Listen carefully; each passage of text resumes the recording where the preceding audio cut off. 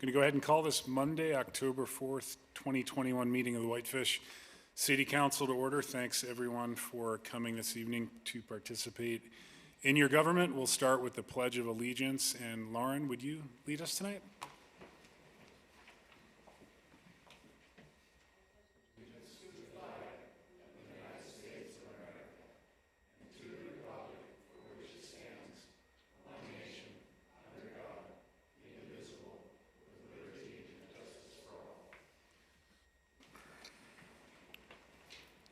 Thank you, Lauren. We will move on to communications from the public. We do have 5 public hearings advertised tonight under item 6 under our public hearings. So if you're here to speak to those public hearings, please wait until I call those individual hearings. Otherwise, if you have anything to bring to the attention of the council, now would be your opportunity. There's no waiting line. Just please step on up to the podium and your name and address for the record, please. And we'll start with Toby. Why not? It's getting to be old hand here. Toby Scott, 1478 Barclay Lane, Whitefish, Montana. I just wanted to remind you and bring it to your attention, and those of the people in the audience, that the Montana Department of Transportation has a Whitefish downtown highway study that they had a open house about 2 weeks ago at, and they have a plan to renovate the entrance to Whitefish. And I would ask the councilors and the public that are listening to please look it up online, review this plan, and express your thoughts on the options. Option C is what the MDOT wants. This may be considerably altering the entrance to Whitefish. I won't go into the details. Look it up and you can see it for yourselves. Plan G, which is one of their not preferred options, but still on the viable list, is more in keeping with the current look and feel of entering Whitefish. The Department of Transportation will go on with their preferred plan unless there is enough feedback to the contrary. Their website is mdt.montana.gov, public involvement, downtown Whitefish. You can look it up. And I urge you to see the plans and provide them with your opinion. There is a feedback window on there. And if they eventually send me a stack of their cards, which were at the open house, I will be putting them around at various businesses with a little note saying, fill this out, send it in. I may even stamp it myself, because I would like to see Whitefish entrance remain much the way it is now. Thank you.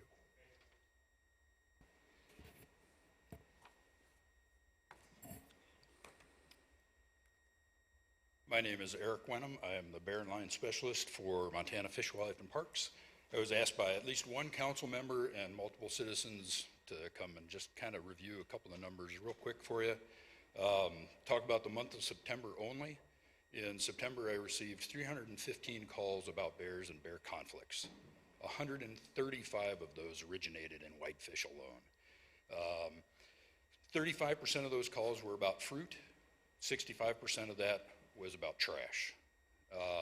Whitefish represents about 10% of Flathead County population and generates 43% of the bear conflicts. Trash is a year-round issue. Fruit trees are a seasonal aspect that we can talk about at another time clearly. But the trash is a year-round conflict issue and is continuing to grow larger with every year, with every month, really. And again, 43% of the calls originate out of Whitefish, and we've had numerous conversations about this in the past, and currently, there are 4 bears up a tree on Iowa Avenue as we speak, and as I speak, right now, there's between 15 and 18 bears within the city limits of town. And I'm just wondering, we've had multiple conversations, I'm wondering where we are at today. Thanks. Thanks, Eric. Appreciate the comments tonight and the update. Who's next? Further public comment? Any volunteer board reports from the audience? Not seeing any. How about the council? Rebecca.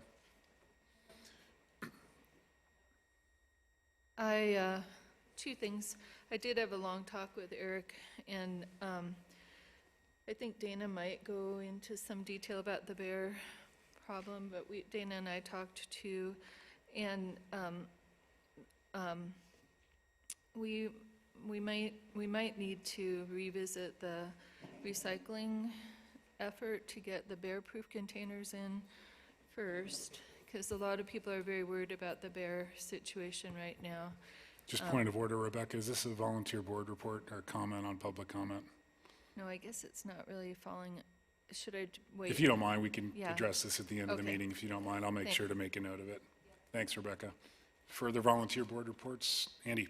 Yeah, I'm going to comment because we actually have an item under there, which would be our resolution number 21-39, and I'd like to recognize Lauren at this point to come up as our committee chair.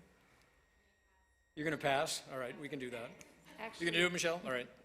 yeah, so I did provide a staff report in the packet from the committee. So the Sustainable Tourism Management Committee, we would like to extend the committee for another year to finish working on items that we presented to the council for action. And then we'd also like to amend the committee to add a volunteer or a position from a nonprofit organization within city limits. And so that would be Resolution 21, you said it, Andy, 2139.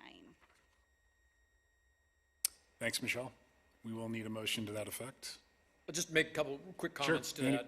I know we've got a long time, but we just feel that there is work that we're doing that's valuable, and I think we've done some good work in the past, and we also feel that that work isn't complete.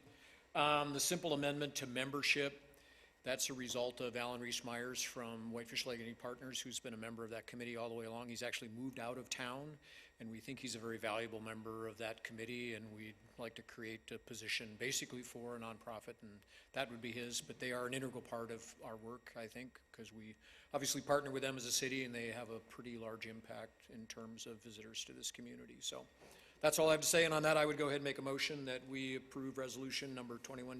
Is there a second to the motion? I'll second it. Seconded by Councilor Cornell. Further discussion? All those in favor, please raise your hand. Those opposed, like sign, and the motion passes unanimously. I'm actually going to circle back to item 3, and Michelle, just inquiring if there are any comments from the public from our remote WebEx platform. For those of you who are attending via WebEx, if you would like to speak towards the council on anything that is not on the agenda under public hearing, please raise your hand.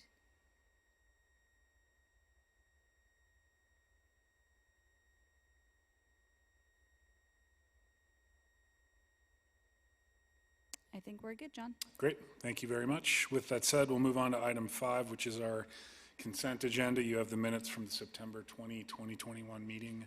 Any additions or corrections to the records? I will move to approve the consent agenda. Is there a second? I'll second. Seconded by Councilor Hennon. Further discussion? All those in favor, please raise your hand. Those opposed, like sign, and that carries unanimously as well. Michelle, which brings us pretty quickly onto our 5 public hearings of the evening. We will begin with Resolution 21-40, a resolution of intention indicating its intent to adopt the Whitefish Highway 93 South Corridor Plan as an amendment to the 2007 Whitefish City County Master Plan, also known as our 2007 Growth Policy, and this is a continuation from our last meeting on September 20th. Dave. Yeah, good evening. So yeah, at your last meeting, we went through the corridor plan and all the review criteria for any type of a growth policy amendment with the different goals and policies. I'm not going to rehash all that since we did that at the last meeting. You guys did ask for some staff feedback regarding some legal issues that were raised, our annexation policy, residential density in the plan, and some public comment with regard to workforce housing in that corridor. So, you know, all of our individual corridor plans, our 93 West Corridor Plan, Wisconsin Avenue Corridor Plan, and our Downtown Master Plan were all items that were approved as amendments to our growth policy, just like this 93 South Corridor Plan. And within our growth policy itself, it prescribes that we create these plans and for these individual corridors. Under the future land use goals, it talks about plan for healthy, efficient, and visually attractive corridors along major transportation routes. Under the policies, it says the city of Whitefish shall facilitate the formulation of corridor plans for all the major transportation corridors. And then under recommended actions, it's again talks about the city formulating or facilitating the development of corridor plans for the transportation corridors. And the 93 South would be the first priority of those things. And so this corridor plan came out of the growth policy, was anticipated by the growth policy, and is being adopted as an update and amendment to the growth policy as a local area plan. And so staff does not find that there are any legal issues with that. We've done that for all of our growth policy amendments for local neighborhood plans and corridor plans. And it's a pretty common practice throughout the state. The corridor plan does not update or change the zoning. All it does is establish future land use maps, which are the framework for future zoning. Any future zoning changes would need to be consistent with that framework, but it doesn't actually change the zoning of anything. When we're looking at through that 3-year process of creating this plan through the public visioning, outreach, online surveys, as well as the steering committee, we did establish, the corridor to have that commercial core that's along the center of the corridor, and looking at that B2 zoning district as potential areas for multifamily residential and higher density on the back sides of that, away from the highway, then with an urban future land use buffering the suburban fringes of the community on the outside of town. And so it's kind of a density gets more intense closer you get to the highway, and then less intense as you go further away, like most communities have their zoning and future land uses. You guys asked about the annexation policy. That's something that we're going to be bringing forward. We did have a little hitch with our long-range planner resigning, and so we're looking at later this fall bringing the annexation policy forward and look at with you. As far as the workforce housing element of that, that's something that the Workforce Housing Steering Committee is looking at, whether we can still look at some of the things that were in our strategic housing plan with regard to requiring deed restrictions for properties that annex in order to have either local residency requirements or other things that would help with our housing crisis that we currently have. There was several comments about having a policy that we would change any property that annexed into a high-density residential. Staff does not feel like that's an appropriate blanket policy for areas outside of the city. Areas that are annexing are typically on the fringes of the community, which are not in the areas where most conducive to high-density residential, which should be by major corridors and arterials, or in the downtown, or along Highway 93. We could potentially look at a specific change to this corridor plan future land use map in the area B, which would modify the zoning, or not the zoning, but the future land use around that 7-acre parcel that's adjacent to Whitefish Crossing. And in the staff report memo that I gave you, I had a graphic in there that does show that if we was going to change, that we would like to see an urban density buffer along the edges of Park Knoll, where they have, they have urban zoning there, but their future land use, at least currently, is suburban residential, which isn't necessarily consistent with their zoning that they have in place, which is an urban zoning. And then higher use of general commercial on either side of the Baker Avenue extension, because that eventually will go through there, and that use does make sense since it's directly adjacent to planned industrial and other general commercial properties, if you wanted to look at that. As far as other opportunities for workforce housing in the corridor, in my memo I did talk about a little bit about the B2 zoning and the density that's allowed with that. And if we are looking to push some of our workforce housing and higher density residential to that zone, we may want to look at, under the plan unit development, it sets a density limit. Of course, the zoning does not have a density limit on there. It's density to be based on their ability to create parking in the size of the lot, just because the zoning district doesn't have a minimum lot size. But if they were to develop with a PUD, they could only develop up to 13 units per acre or 20 units per acre with 10% deed restricted affordable housing. So that's something that we could look at in the future if you guys wish us to, but the staff does recommend that the Highway 93 corridor plan be adopted as recommended by the planning board. And if you have any other questions, comments, or concerns, I'd be glad to try to response. Thanks, Dave. Any questions for Dave from the council? Start with Steve. Yeah, Dave, just a quick question. So it seems like your recommendation about increasing zoning or increasing densities is kind of housed in the PUD chapter? Is that sort of what you're? Yeah, currently that's what, you know, there's a little chart that's in that memo that looks at the base zoning density and then the maximum allowed density with the 10% affordable housing. And all the residential zones, that base density is based on the minimum lot size in that zone. For instance, the WR1 allows, you know, it's a minimum of 10,000 square feet. So 4 units per acre with, you know, an acre being 43,000 square feet makes sense. But within the commercial zoning district, the B1, the B2 and the B3, there is no minimum lot size, therefore, there's no density set in the zoning. But if you do a PUD, that does have a maximum that you can do with the PUD. And so, I mean, you know, that limit of 13 units per acre, we've just heard from some of the experts that do affordable housing that isn't quite dense enough to make things pencil out if you're doing workforce housing.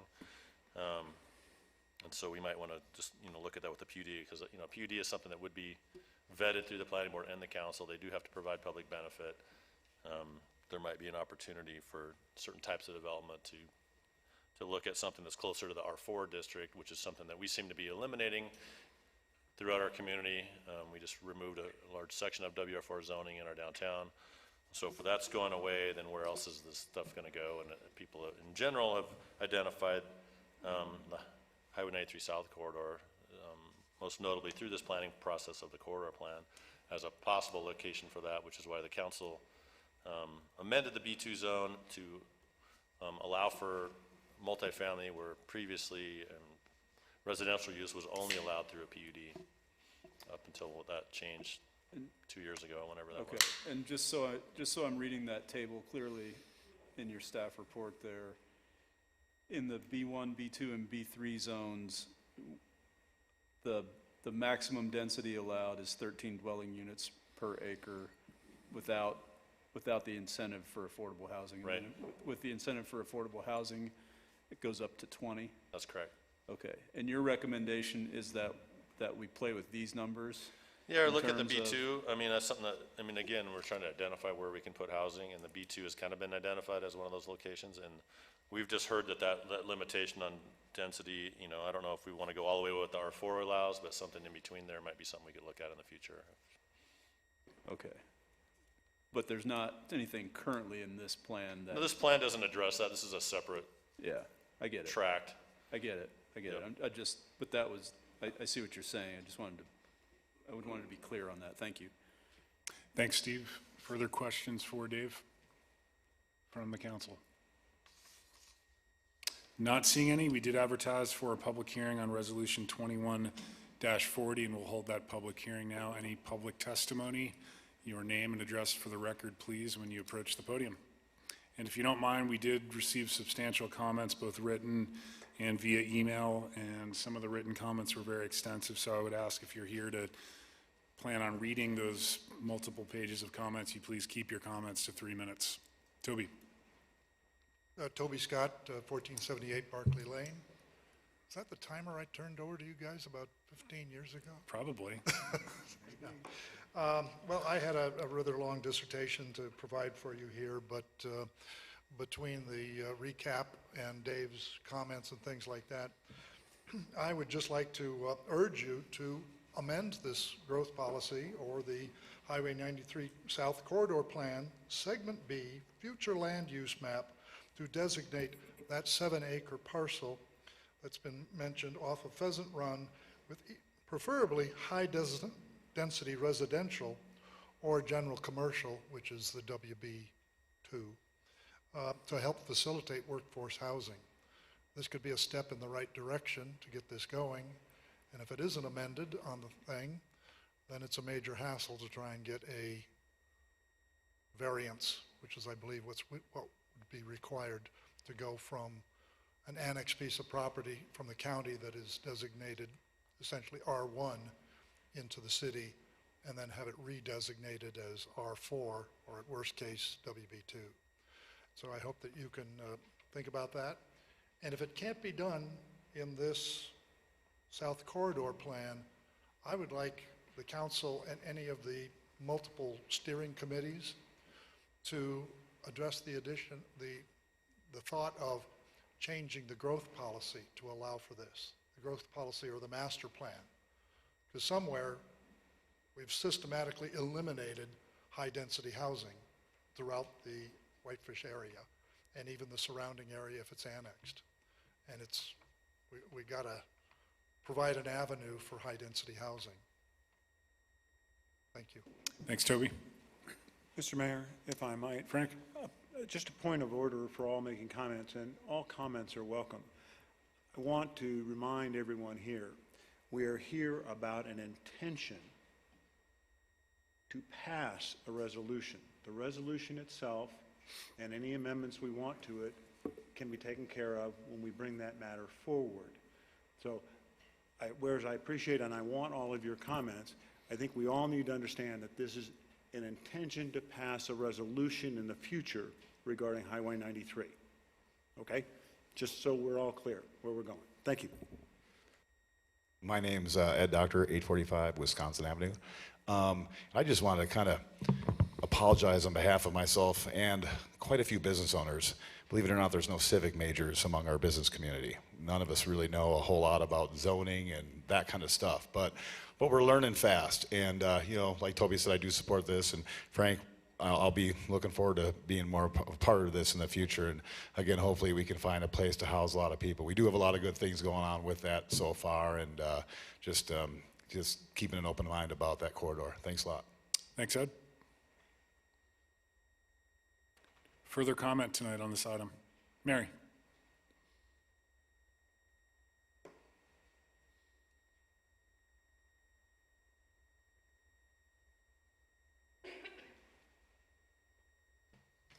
Good evening, Mary Flowers, Citizens for a Better Flathead, 135 Main Street in Kalispell. And you did have some written comments from us this evening. I just want to emphasize a few things. I appreciate your clarification just now, Frank. And Andy isn't here, but I misspelled, oh, he is here. I misspelled his name, so I apologize for that too in my comments. I do want to point out just that the wording of the resolution before you that you passed tonight, I believe needs to be amended to have a date. And I've cited this statute there that identifies that need for that date, that at a future date, as Frank said, you are going to bring this back for final consideration. You may not know that date tonight, but I think you can fill in a date that you can work towards and amend that as you move forward. But I would ask that you put a date in your resolution tonight. And we appreciate that there is the opportunity for additional time. You have our comments from last meeting, but I want to just really emphasize a number of things that the city's annexation and related housing needs and tools in this corridor and elsewhere in the city need to be given significant consideration. You know that, we all know that. Whether this corridor plan is a place to do that and to make growth policy amendments is what I'm raising questions about. I think you really need to look at the pros and cons of using this corridor plan as that tool.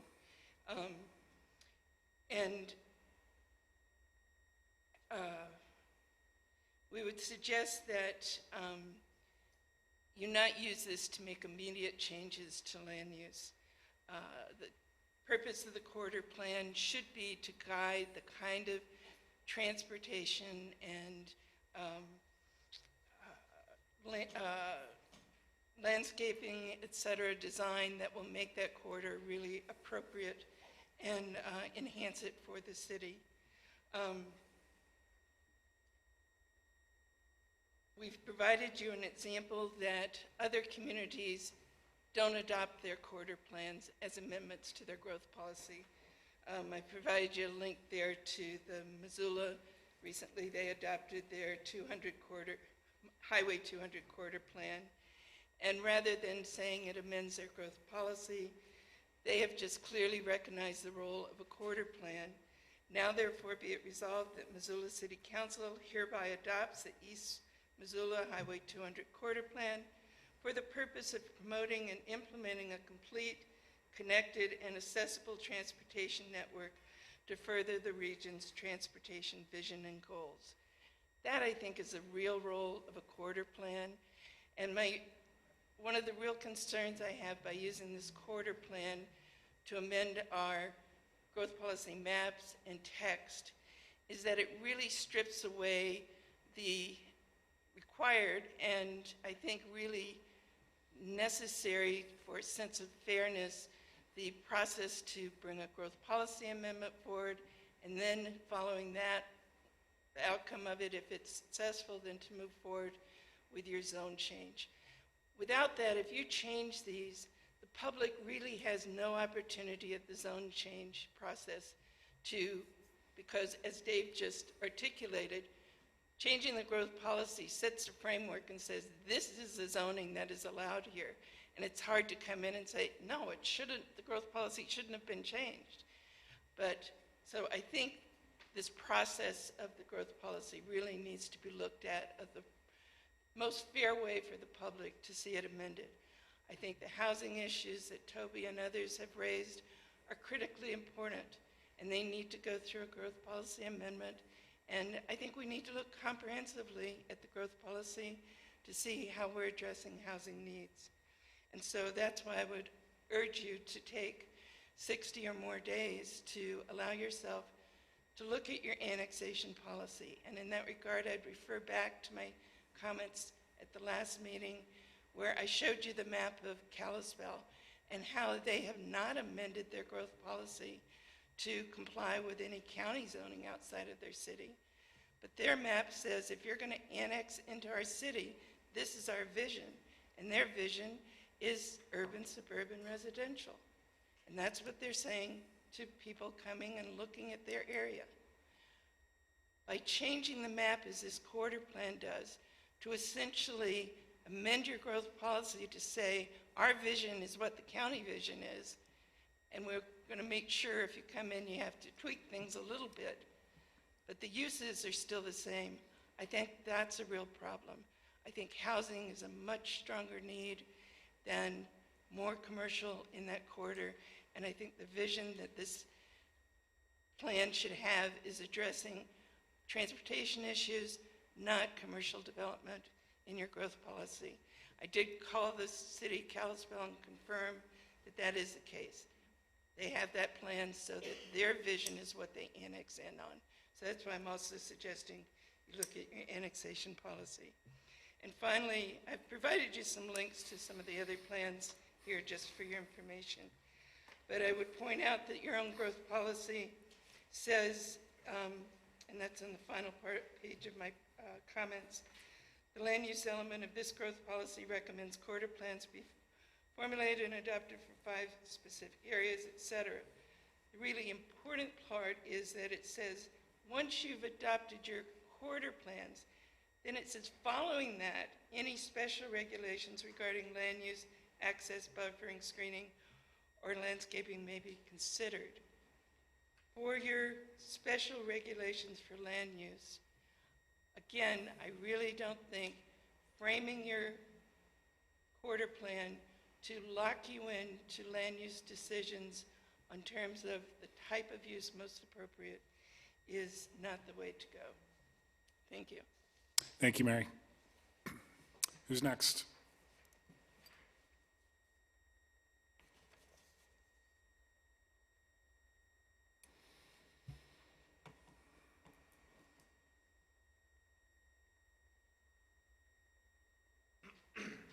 Hello, my name is Charles Gale, 124 Park Knoll. I'm speaking on behalf of myself. However, we did, part of our HOA, submit comment, and what I wanted to provide comment on is more specific towards my new family in Park Knoll and regards to this workforce housing development. I do agree that we do need workforce housing in this city, in this area, but I do not believe that, or I do believe that this is not the right location. Perhaps not the right use case for this land for several reasons. One, what's the impact of, future development, the utilities, all of the infrastructure. There seems to be better locations other than, for one, right next to our neighborhood with a minor buffer zone, as David mentioned. And it seems to me like a better location would be next to the Super 1, 1DD, 1DA, that open plot right adjacent to Super 1. But I guess what I'm trying to say is I am opposed to this amendment. I am in support of the Whitefish, the 93 South Corridor Plan, but in terms of this particular use case for the 7-acre parcel for affordable housing or for workforce housing or dormitory housing, I do not think this is the best piece of plot for this 500-acre or 500-unit parcel. Thank you. Thanks, Charles. Appreciate the comment. Further public testimony this evening? John, we do have somebody online too, so. Yeah, I'll circle back with you right after we're done here. Thanks. Hi, I'm David Hunt, 113 Parknell Lane, and I wanted to ask some questions here just to clarify where we stand. Am I correct that the planning department is not suggesting moving forward with any amendment to the corridor plan at this time? Dave, would you like to address Did I hear you that? say that? Yeah, we had some public comment, and so I just put a memo together, outlining the pros and cons if the council were to want to listen to those public comments. Staff did recommend the corridor plan as it was written, but certainly don't have an issue with that particular parcel if the council wants to change that parcel, that 7 acres. But we're not in favor of having a blanket policy for high density residential everywhere that new properties annexed to the city. Okay. So you're here tonight to pass a motion of intent, and you're not going to deal with any amendments to the proposal from the planning department. They're not putting that in front of you to amend this corridor plan at this time? Normally, this isn't a Q&A session, but I'll just address that real quickly, that after the public hearings close, it'll be up for the council to decide how to move forward. Okay, I just wanted to see if I could get a whole bunch of people to stand down if we're not there at that point. Okay. I'll continue then and just say that, Dave suggested in his opening remarks that staff did not feel that this kind of blanket policy would be appropriate for all areas outside the city limits to annex them into at high density. However, the specific change could be appropriate for the 7-acre parcel next to Whitefish Crossing. And that does seem highly irregular as a process to toss aside 40 months of community and outside consultant engagement at this point, and at the last minute then suggest a change of the future land use map for a single 7-acre parcel. And furthermore, that completely ignores the character of our neighborhood and others' neighbors. And I don't know if Ed and Toby know about our neighborhood. We would certainly invite you over to take a look and see what the other side of this issue here. And I know your hearts are absolutely in the right place to try to push forward on workforce housing, but that is an important picture for us. We've lived there. Our neighborhood's been there for 35 years. It's a rustic community on single-family homes, 1 acre plus. It's actually characteristic of Whitefish suburban residential, which is 1 acre lots. And that's 2 zones less dense than our current WLR zoning designation. And so having an adjacent parcel that would be WB2 would be highly inappropriate for our perspective. So we would recommend that you do not do any amendments to this corridor plan as has been suggested. That's, at this point, rushed, irregular, and does not consider the density and character of our existing neighborhoods. So, thank you for your time. Thanks, David. Appreciate it. Who's next?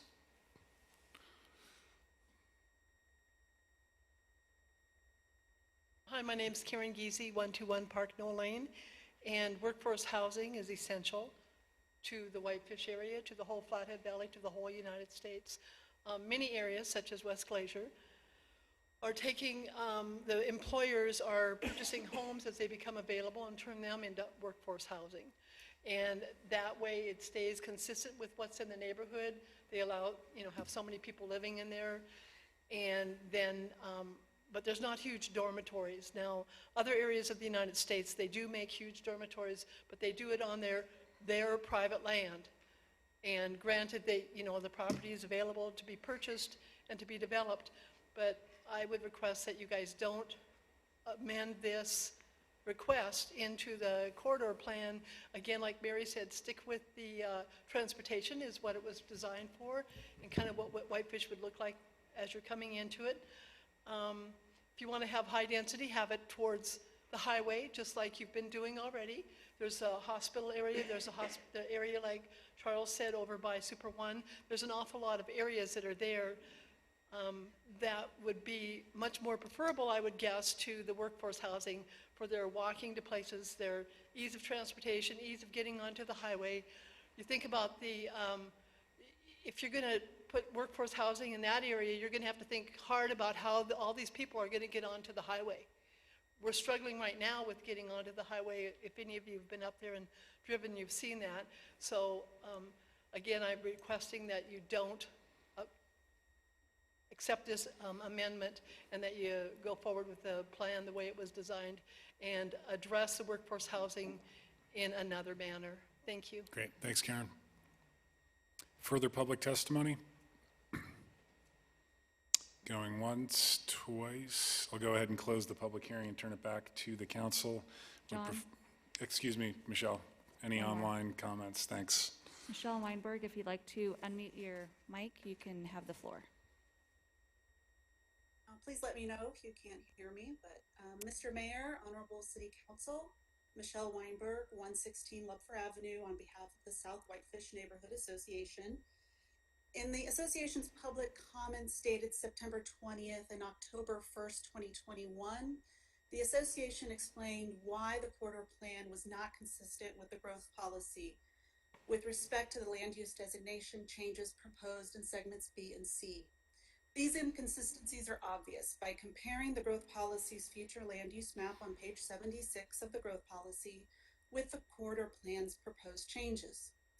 However, consistent with the analysis of a similar question in the Montana Supreme Court case of Greater Yellowstone Coalition v. Board of County Commissioners, there is also substantial evidence to support the conclusion that the proposed changes to the land use designations in segment B and C and its implication for commercial and higher density residential development conflicts with the growth policy in less obvious but nonetheless important and numerous ways, including but not limited to the growth policy's water quality goals, critical area goals, goals related to the preservation of open and rural lands, and even the growth policy's economic development goals. For example, the diverse and dense usage permitted by the proposed corridor plan land use designations is not consistent with the growth policy economic development goal of, quote, protecting the natural resources and unique character and qualities of whitefish in order to support the continued health of the visitation economy. The diverse and dense usage permitted by the proposed corridor plan land use designations is also not consistent with the growth policy's future land use and critical area goals and policies to, quote, preserve and protect scenic vistas and view sheds and important rural lands and agricultural land uses that surround the community. Give priority to infill development over growth policy amendments that would redesignate land to urban, and preserve, enhance, and manage environmentally sensitive areas such as wetlands, forested areas, and critical wildlife habitat. To that end, today I submitted for your consideration a letter from Aquatic Resources Consulting, which was drafted in 2018 during this council's consideration of a request by Whitefish 57 LLC and Eagle Enterprises LLC to, in part, amend the 2007 growth policy land use designation from suburban residential to urban in the area between JP Road and Park Mill Lane. I would ask that you review the photographs on pages 3, 4, and 5 depicting the broader wetland intermittent stream complex located on the west side of Highway 93 South. Because while the corridor plan generally describes the area in text and shows it on a map, the plan does not state that the wetland area is an environmental constraint on the feasibility and intensity of future development. The association asks that the council not move forward with adopting the corridor plan's land use designation without additional study of this environmentally sensitive area. Thank you. Thanks, Michelle. Further comments, Michelle, online? Great, thanks for the reminder. I'll go ahead and close the public hearing again and turn it back to the council for what I'd prefer to be a motion just to move this down the field one way or another. Steve. I'd like to make a motion to adopt Resolution 21-40, a resolution of intention indicating its intent to adopt the Whitefish Highway 93 South Corridor Plan as an amendment to the 2007 Whitefish City County Master Plan. Thank you, Steve. Is there a second to the motion? I'll second. Seconded by Councilor Hennon. Steve, comments on your motion? Well, we're not making any final decisions tonight. We need to respect the amount of time and consideration that has already been put into this plan and move it forward to this next stage where we will have a chance to dig in, make amendments, hear more public testimony about this. Continuing to delay this just doesn't make sense anymore. It's time to move it forward to the next stage. Thank you, Steve. Further comments from the council? Andy. I guess at Mary's suggestion, and I am comfortable with this, would we like to set that a date certain when we would have it back before us for a public hearing on the final part of the process? I mean, if we look at the calendar, let's see, our first opportunity a month out would be basically November 1st.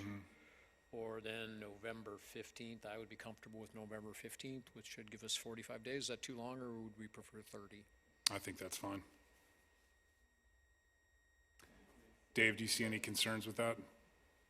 Okay. It has to go back to the planning board, correct? Or no, not at this point? Okay. Is that okay with the motion? Yeah. Okay. And the second? Okay. Further comments or discussion? Rebecca. I have some questions for staff, if I could. The transportation plan, Dana, we're just starting that in now, but will that impact this quarter at all? The transportation plan is citywide. Craig, what's the estimate on that time frame? We're updating it, but I didn't know how it would affect this quarter. Yeah, so the likely adoption for the updated transportation plan will be early next year, maybe early second quarter next year, Okay. like in the May timeframe. So there will be plenty of work done on this corridor, lots of recommendations and suggestions in the transportation plan, but they'll play off of each other. I mean, the idea of the transportation plan is to take into consideration all of the past planning efforts that have happened in the city, and so this corridor plan will also be reflected in the transportation plan. There's so many safety issues. Thank you. Okay. And the housing needs assessment, we're updating that.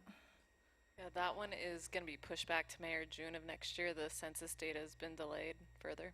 Oh, it has been? Okay, that was my next one. Then we're discussing short-term rental impact, and then the annexation policy. Will that have an impact? Don't believe that that would necessarily have an impact on this plan itself. You know, Dave might be able to explore with you a little bit more what that means, but we're definitely a couple months out from that. Okay. Yeah, I think it's, you know, I called Bozeman to ask them how they do this kind of thing. They don't necessarily have corridor plans, but they do have neighborhood plans. but they just reviewed their growth policy at 5 years, which I think we might want to do. And they didn't make any changes in their growth policy, but it allowed them then to focus in on neighborhood planning, which the citizens bring to the staff, and then it's under the auspices of the city, because then they can amend it as needed, and it doesn't have to go back and forth through the citizens. So that was a concern that Michelle had brought up, and I didn't know if Angie wanted to address any of that, the legality of us proposing things without updating the growth policy. Well, Rebecca, state law authorizes you guys to revise or amend a growth policy. And it does actually specifically call for neighborhood plans. So, you know, a growth policy it's not set in stone. Circumstances change, populations change, and that's why the state, you know, has provided a procedure for amending a growth policy, which you guys have followed, you know, starting with this resolution of intention to adopt a plan. I'd add to that we are required, I believe, by state law to review our growth policy every 2 years, and we've done that. But I also agree with you that we need to look at it more comprehensively than we have in the past. Maybe in the next year. So I think, okay, thank you, guys. I might just clarify on that comment that, you know, our growth policy calls out, I think, 5 years for the review. We have it scheduled as a city council goal at this point. So it is on our to-do list. We're just getting through a lot of the legislative items that have required us to update much of our city code related to subdivisions, to marijuana, you name it. Yeah, it's been busy. So I feel comfortable passing this forward, knowing that we're going to be getting a lot more information. And the other thing is, I just wanted to mention that I think I agree with the staff that if a specific project is coming in, it needs to come in standing on its own legs and not be folded into this process. So that's all. Thank you. Thanks, Rebecca. Andy? I'm just looking at the calendar, and then I was also looking at the October 21st Planning Board agenda, and I think the third and fourth items on this month's Planning Board agenda will hit us for a public hearing on the 15th. I'm not quite sure we would want to do both of those in the same meeting, because they're both going to be rather lengthy public hearings, I suspect, particularly items 3 and 4 on the 21st October Planning Board meeting. So that would mean we either move up and go 30 days, which would be November 1st, or we move all the way out to December 6th, because it's a 5-Monday month in November. So December 6th. Okay, December 6th. I seems a little better scheduling to me. Okay. That's okay with you, Steve? Yeah. And Ryan? Okay. Further comments from the council? I would like to get more information on Mary's comments from page 4 and 5 of her comments that she sent regarding what corridor plans, how they're used in Kalispell and other parts of the state, I guess, whether this land use map that she's showing on page 5 is all of city limits of Kalispell or extends into their county areas.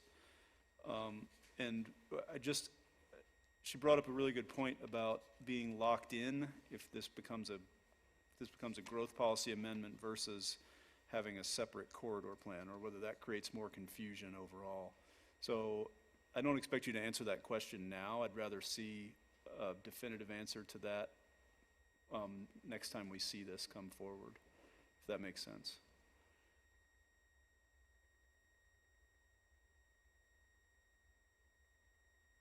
Is that clear, Dave? Sort of, yeah. I saw you shaking your head. I just want to make sure that Clear we're enough. sending you clear messages. I guess my question is, can we adopt can we do this without amending our growth policy, or do we have to do it? Do we have to amend the growth policy to do this? And if we do, what are the consequences what are the long-term consequences of that? Does it lock us into anything? Or can we have both and make it more adaptable, I guess is my question. Okay, we can answer that. I mean, again, all of our corridor plans are updates of our growth policy. Every one that we've adopted has updated the future land use map for Wisconsin Avenue, Highway 93 West. There's sub-area plans, they're like a neighborhood plan. There's a more Downtown master detailed plan. plan.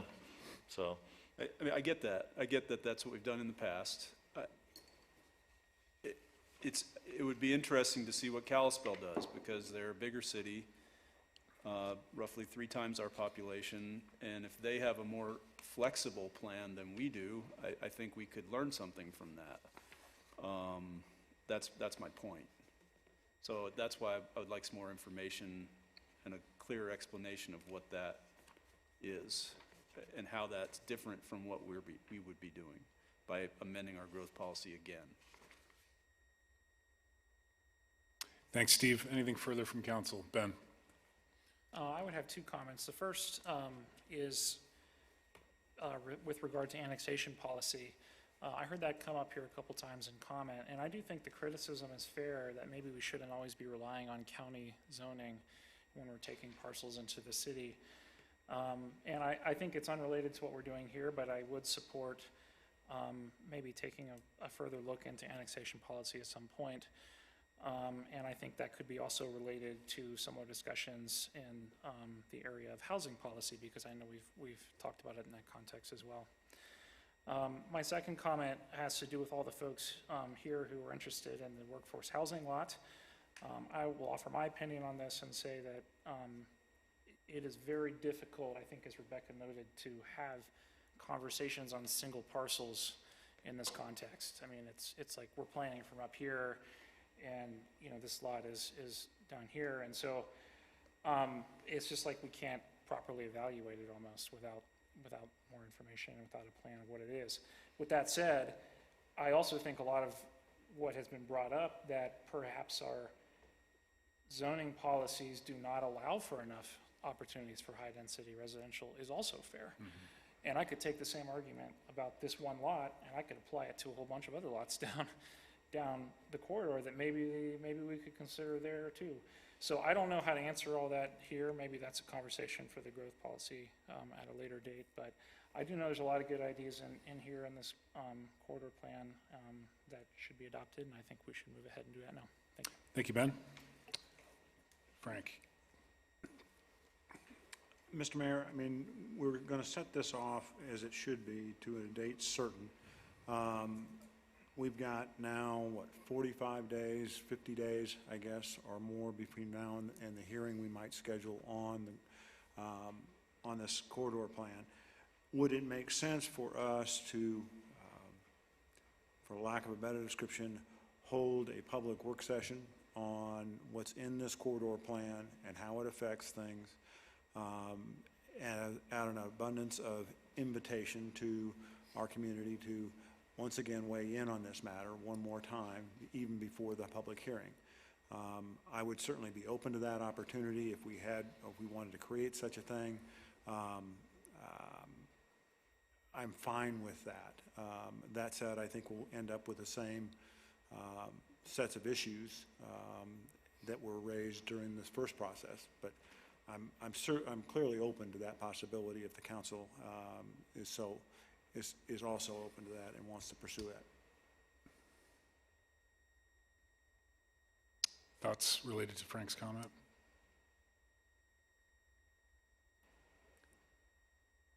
I would support it if we have time. I mean, some of these corridor planning sessions have just really easy, and other ones are kind of bumpy. And I think this one had a lot of bumps. So the more we smooth it out with the public and the staff before we adopt, I think it would be better. Steve? Are you talking about as a work session before a meeting, or a whole separate day of? Steve, I would entertain either. seriously, I mean, I know we were probably booked on work sessions, but one of the complaints that I don't buy into that I see here is that the public doesn't have enough time or doesn't know enough or doesn't have enough opportunity to participate.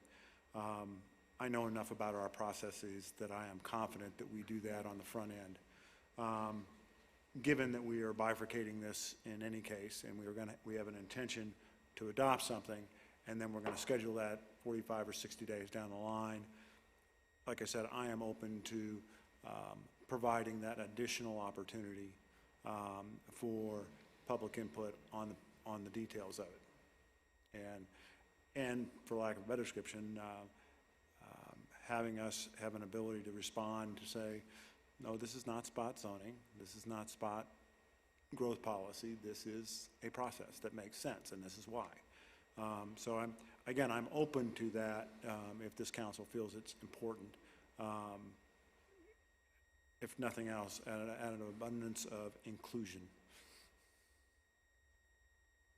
I'll speak to that briefly as a member of the committee. I don't know how many dozens of meetings did we hold that were open to the public and available for public participation. Plus we held visioning sessions as well as work sessions with members of the community out on the 93 South corridor. I'm not saying I'm against holding another public open house, but I question our capacity to be able to even pull that off between now and December 6th, given everything else that we have going on right now, and the fact that our planning office is extremely short-staffed, and we lost our long-term planner.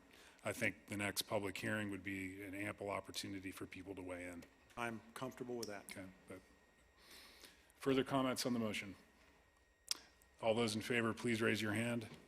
Those opposed, like sign, and the motion does carry unanimously. Michelle, thanks everyone for coming this evening to speak on this matter, and we'll see you at the first meeting in December. We will move on to item 6B of our agenda, which is consideration of a request from Hold Your Horses LLC for a conditional use permit to amend condition number 6 regarding the minimum number of parking spaces required with previously approved CUP, WCUP 16-08. The property is also referred to as the Whitefish Board House, located at 625 Park Avenue, and the property is zoned WR4, which is our multi-family high-density residential district.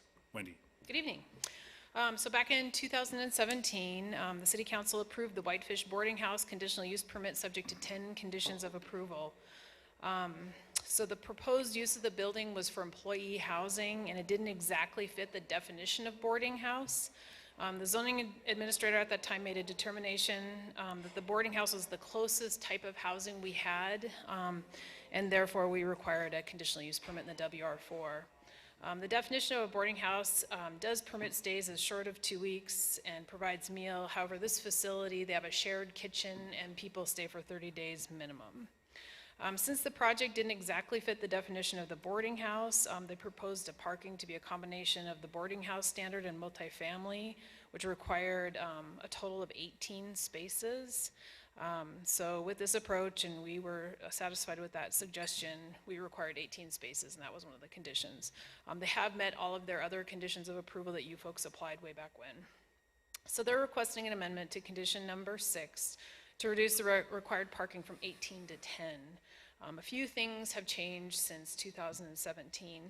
One, a surveyor was working, because there's 2 pieces of property where the independent high school is. There was kind of a vacant sort of field to the east. Made it a surveying error where some of that parking was located over there and relocated a line closer to the building. That property is now being developed for a multifamily, and so they've lost some of their parking spaces. They've also realized that the requirement for 18 spaces was pretty excessive for this type of use. I don't know how familiar you are with this spot, but it's rarely got more than a couple of cars there. Most folks walk or ride bikes or use the bus for transportation. And then also the zoning administrator recently determined that the project does qualify for boarding house parking standards. So that is the standard that they're asking for the amendment to. There's no other changes being proposed to the project. Access, circulation, the building itself, everything is going to remain the same. So a conditional use permit is required to amend a previously approved conditional use permit.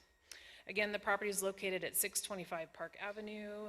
It is developed with the boarding house. It's surrounded by residential uses. It has a WR4 zoning district and high-density residential land use designation. We placed a sign on the property, notified neighbors, placed it legal in the pilot, and we didn't receive any comments on it. The project does comply with the growth policy, WR4 and high density, they go together, and is supporting employee housing. The parking standard for a boarding house is 1 space per room plus 1 for the manager's unit, and there's 9 rooms in there and a manager on site, and so 10 spaces. Their site plan, which is up on the screen, shows 13 spaces, 1 space being tandem, which, you know, isn't prohibited in our code, but isn't super ideal. But even if they remove that, they would have enough parking under this recommendation. Again, traffic circulation is going to remain unchanged. It's currently kind of a big wide driveway along East 7th Street there. We did require them to install some landscaping with the original CUP, which they did do way back in 2017. So the planning board held a public hearing on September 16th. The applicant's representative and a member of the public spoke. A neighbor to the north of the eastern project that's not related to this just had some questions about circulation. The planning board held their public hearing and they moved to approve, subject to the findings of fact in the staff report. So the recommendation is just to reduce it to 10 parking spaces. Part of that condition was that they remove some existing pavement that was along Park Avenue and do some landscaping, and they did do that with the original project. So the only amendment is just to change it to 10 parking spaces from the original 18. Can answer any questions for you. Thanks, Wendy. Any questions for Wendy? Rebecca?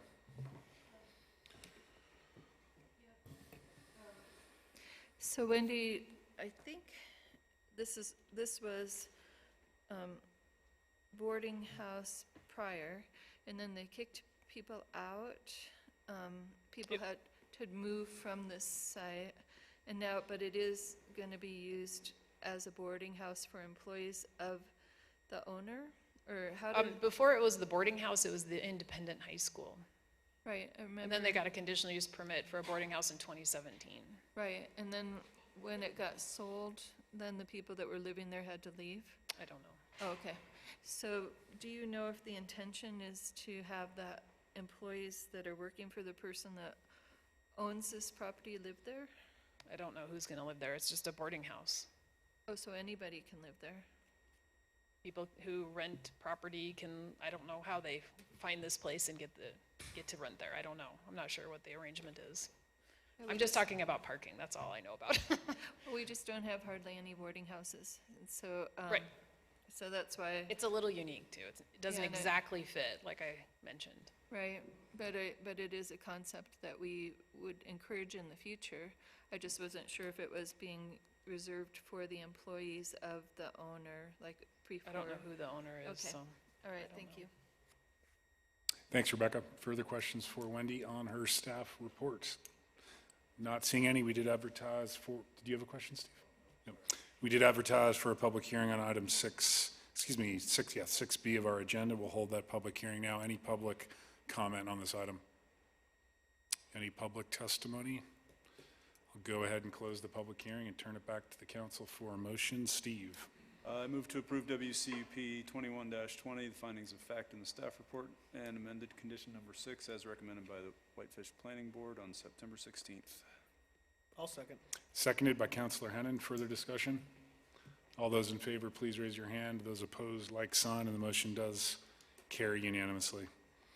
Which brings us on to item 6C, which is consideration of a request from Courtney Ulvin and Dylan Mattison for a conditional use permit for an accessory apartment located at 1018 Patton Lane. The property is zone WR2, which is our 2-family residential district. I hope I pronounced your names correctly. Good evening, Tara. All right, so like you said, Courtney and Dylan live at 1018 Patton Lane. They're requesting a CUP for an accessory apartment above a new 2-car garage in front of the existing residence. The lot's almost 1/3 of an acre, and the existing residence is situated at the rear of the lot. Again, like you said, it's WR2, 2-family residential, and the surrounding properties are all zoned WR2 as well. The growth policy designation is urban, which corresponds well to this type of development. The structure will be accessed off Lake Park Lane. There's currently a dirt pull-through driveway on site with access to both Lake Park as well as Patton Lane, but the Lake Park side will remain and will be required to be paved per our zoning regulations and the attached conditions. The required 3 on-site parking spaces are more than available on the submitted plans. They're meeting setbacks and don't exceed lot coverage allowances, which will all be confirmed at the time of the building permit. They will be removing their septic and getting on city sewer. They're already tied into city water. They've talked to Rose, and plans are to get the whole site fully into compliance with our current city standards. Since the public notices have been out, we've received 2 comments. In summary, they're both against the project with 2 main arguments. First, that the accessory structure isn't supposed to be in front of our primary residences in town, which is part of 1132E of our city code. However, also as part of that regulation, it allows the zoning administrator the opportunity to waive that due to lot configuration and other considerations. So Dave, as the zoning administrator, has issued that waiver already. The second thing that they stated in their comments was that there are issues with overparking and turnaround space in the section just north of Lake Park Lane, where there's a relatively small cul-de-sac with 5 residences and lots of vehicles. But again, 3 spaces will be required on site. I'll keep this short. The planning board recommended to approve the application with relatively no discussion, just a few questions clarifying things in the report. And the staff recommendation would be for approval of WCUP 2121, subject to the 8 conditions of approval, including, of course, the prohibition of short-term rentals. Thanks, Tara. Any questions for Tara on her staff report? Frank. Tara, I'm looking at the site plan as well as the picture of the property. The site plan would seem to indicate that the trees that front, I guess, Patton Lane are going to remain. Is that correct? Yep, that was asked in the planning board meeting as well, and the applicant said that they would. Okay, thank you. Yeah. Further questions? Not seeing any. Thanks, Tara. We will hold a public hearing now on item 6C of our agenda. Is there any public testimony tonight? We'll go ahead and close the public hearing and turn it back to the council for a motion, please. Not everyone jump. Ryan. Mr. Mayor, I would move to approve the request from Courtney Alvin and Dylan Madison for a conditional use permit for an accessory apartment located at 1018 Patton Lane, Zone WR2, 2-family residential, WCUP 21-21. Is there a second to the motion? Seconded. Seconded by Councilor Cornell. Further comments on the motion? Ryan? Yep. All those in favor, please raise your hand. Those opposed, like sign, and the motion does carry unanimously. And we'll move on to item 6D of our agenda, which is a request from Rimrock Companies for a conditional use permit to develop a hotel at 21 Headman Lane. The property is zoned WB2, which is our secondary business district. Wendy. All right. So again, this is a conditional use permit to build an 85-room hotel with a building footprint of greater than 12,000 square feet, 12,970, at 21 Headman Lane. The applicant is proposing to include 93 parking spaces. It'll front on Headman Lane with parking to the sides and rear of the project. Vehicles will access the site via Headman Lane, which is a private road built to city street standards, which was installed as part of the subdivision for the Whitefish 57. And then folks can loop around the back of the building, and there's also a frontage road along the east that you can also access the parking area from. So a conditional use permit is required for hotels, motels, and other hospitality in the WB2. That's a recent text amendment. And then building footprints greater than 10,000 square feet. Again, the property is located at 21 Headman Lane. It's a little bit more than half an acre. The property is undeveloped at this point. It's vacant to the north. There's a church to the south, commercial to the east, and vacant to the west. Zoning is WB2 with a general commercial land use designation. The property is served by all public services and facilities. We noticed adjacent landowners placed a sign on the property, put a legal in the paper. We did receive comments, folks that were not in support of the proposed use. There was a couple of folks from the church to the south that were concerned about the use of the frontage road along the eastern property line. And then concerns with the changing character, traffic, water, outdoor lighting, and trespass on Parknell Lane. So staff reviews these according to the criteria in the conditional use permit zoning section. We find that it complies with the growth policy because the WB2 complies with the general commercial land use designation. Hotels are identified as suitable land use. It's an infill project. It has access to all public services and facilities, supports Whitefish being a year-round resort community, and is implementing the highway corridor plan with well-landscaped pedestrian access project oriented towards Headman Lane. It does comply with the zoning regulations.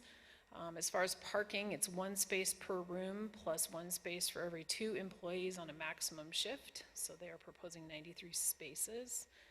Height will be reviewed at the time of building permit. And the mixed-use non-residential standards also will be reviewed at the time of building permit. And that's a lot of the pedestrian access, bike parking, and also at ARC review, we'll look at that. Access does meet the regulations, including emergency access around the building for the fire department. Parking's being met.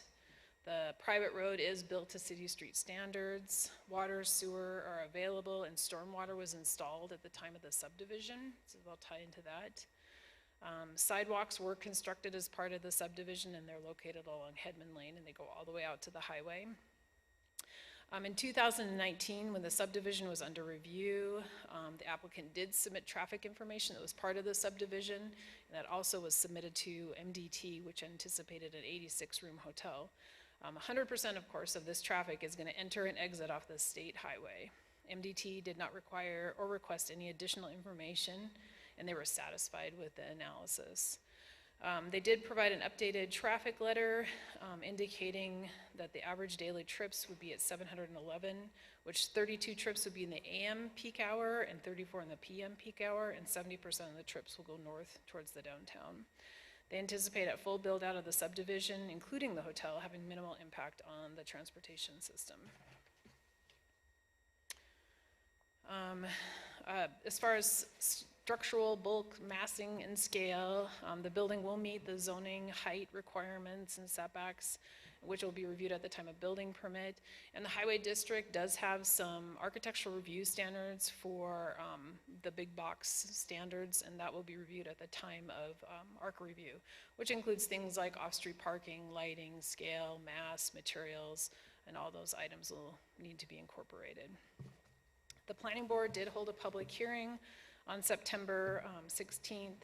The applicant's representative and a member of the public spoke at the hearing, and that was a representative from the church, and he wanted to ensure that access along that frontage road is only for church and not hotel guests, and that hotel guests do not trespass onto their property. So following the public hearing, the planning board did add a couple of conditions of approval to mitigate these concerns, including the requirement to add at least a 4-foot tall fence running the length of the southern property line from the frontage road to the west to ensure folks stay on their side of the property. And then also to have the applicant install a gate on the southeast portion of the project on the church property. They can't put it on the subdivision's property because we have a no gate section in our subdivision regulations, but they could put it on the church side. So that is kind of the 2 highlights, and then just sort of the standard conditions of approval. Can I answer any questions for you? Thank you, Wendy. Any questions for Wendy from council? Frank. Wendy, this hotel, as I read it, is proposed to be a long-stay hotel. Mm-hmm. I kind of have a concept of what that is. How does that get in, for lack of a better description, enforced in terms of, okay, we're approving a long-stay hotel. How does it remain a long-stay hotel? In other words, you can't stay there less than a week? What is the... We don't have do we have any concepts or enforcement? We don't have any definitions for that. So what we're really saying is a hotel is a hotel is a hotel. Thank you. Okay. Even, the Marriott Residence Inn is I think it's considered kind of a long-term, they're longer-term stay type of hotel. Okay, thanks. Further questions for Wendy? Not seeing any. Thanks, Wendy. We did advertise for a public hearing on this item. item 6D of the agenda. Are there any public comments this evening? Doug is the applicant's representative. Thank you. Good evening, Doug Petmeyer, TD&H Engineering, 450 Corporate Drive, Kalispell. I'll keep it pretty brief. We agree with the staff report and the findings of fact. As Wendy mentioned, there were 2 additional conditions that were added, which the developer is completely fine with. One being that fence, and then the gate to the church. And I think the church is here to speak to that as well, but I know they're working together, so I don't see that being an issue at all. One comment that did come up after public comment was closed at the planning board was in regards to the traffic and its potential for negative impacts. And I just wanted to reiterate what Wendy said, that we've been working with public works staff and MDT, and again, we have a traffic engineer that has submitted data to them. It's been reviewed, and we've supplied the information that they requested. So again, if there was any additional information, we've let Craig know that we would be more than willing to provide that. But other than that, I'm just here to answer any questions you guys might have. Unfortunately, the applicant did fly in tonight, but he is not feeling well, so he is not here, so I cannot really answer your question, Frank, maybe about the use. But I am here to hopefully answer any question you guys might have. Thanks, Doug. Any questions for Doug? Rebecca? Thanks for being here. So the traffic, it's 711 trips. 70% of them will be going towards town. So that's close to 500 cars turning left across the traffic every day. Correct. With no light. And what I remember of this project when it came through as a sub-area idea was that there wasn't an official traffic study done at that time, was there? They requested what was called a trip generation letter, is what I believe it was, and then that data and additional data was submitted to MDT. And again, we didn't personally do it, I'm the civil engineer, but our traffic consultant did that. And they coordinated directly with MDT for the review of that. And MDT was satisfied and did not request any additional information based on that data that you just summarized. Wasn't there a mistake in it where they were using the Pine Knoll Road and that was a private road or something? I remember it was. Yes. Park yeah, Knoll. Park Knoll, yeah. And so I didn't feel like it was really an accurate traffic study at that time. Okay, thanks. It's just getting busy down there. Thank you. Further questions for Doug? Not seeing any, Doug. Thanks.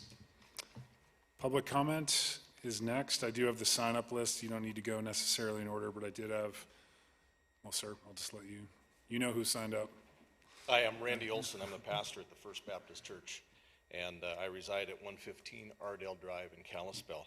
I have only one comment to make. The access to our property from the proposed development is not a frontage road. And forgive me if I don't know the definition, but it is an access road to our property, and a frontage road implies public use going both ways without any controls. So if that could be corrected, I'd appreciate it. Thank you very much. Thanks, Randy. Charlie, did you have comments tonight? No.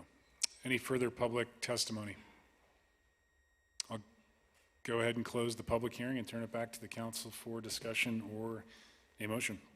John, we have on. I'm sorry. Public comment.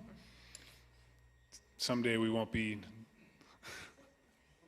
live and remote. Michelle, any comments online this evening? Rhonda, if you'd like to unmute your mic and state your name and address, please. Hi, Rhonda Fitzgerald, 412 Lupfer Ave. I think I'm unmuted. We hear you.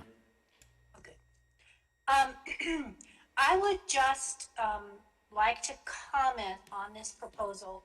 I am somewhat puzzled by it because it is unspecified what type of hotel it is. So it seems as if you're approving something that is not exactly firm.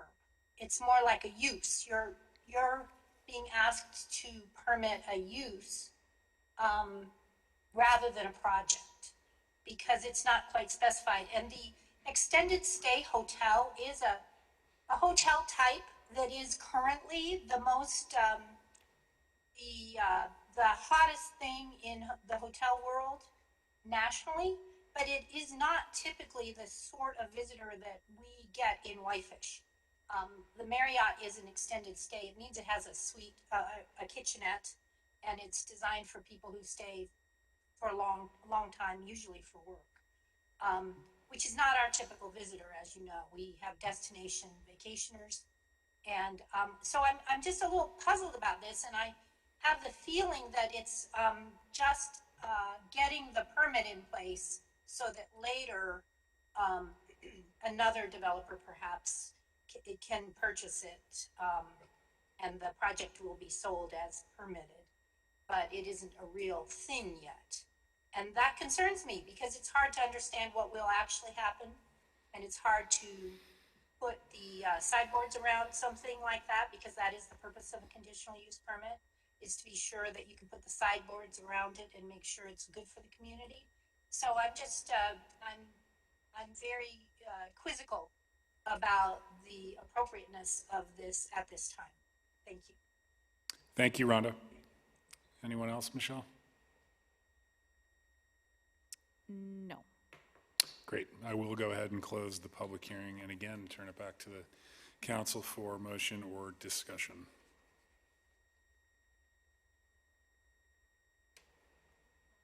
Rebecca.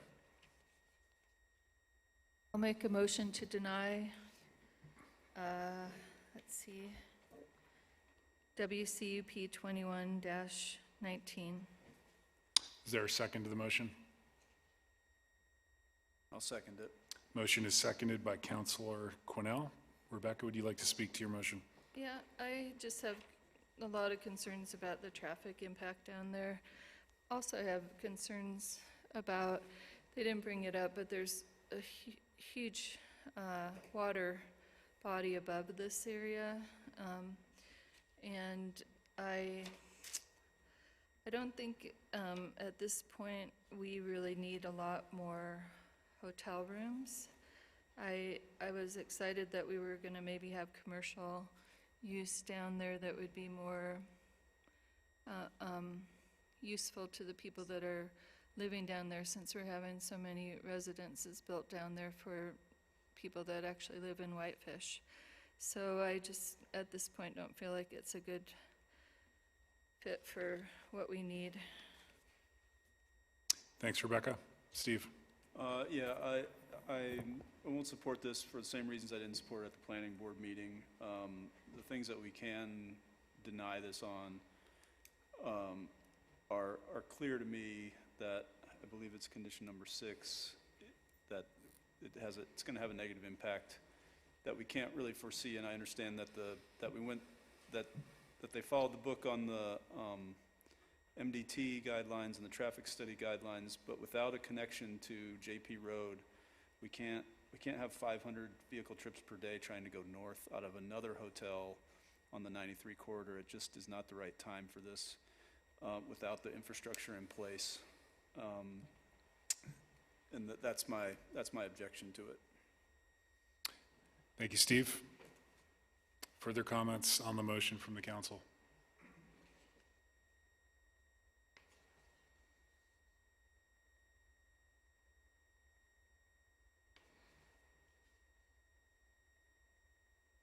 Frank? Angie, are you comfortable with the rationale that has been provided to deny the CUP? Can you restate that, Frank? I'm sorry. Are you comfortable with the basis and rationale that's been proffered for us to deny this CUP? Not necessarily. I don't think that council's opinion whether or not we need more motels is part of the evaluation of the CUP criteria. I'm also loath to second guess MDT.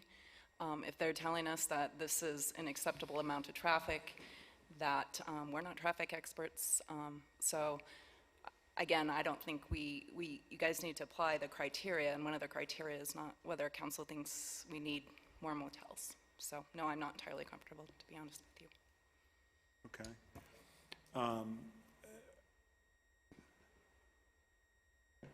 Whereas I am not necessarily in favor of more hotel rooms, that's a different issue than we're dealing with here. I would be happy to entertain or support this if we can provide some supportable rationale to deny this. I'm up for the exercise. I just don't see it at this time. But help me out and I'll support it. And if I can't be helped, I don't think I can support it. But thank you.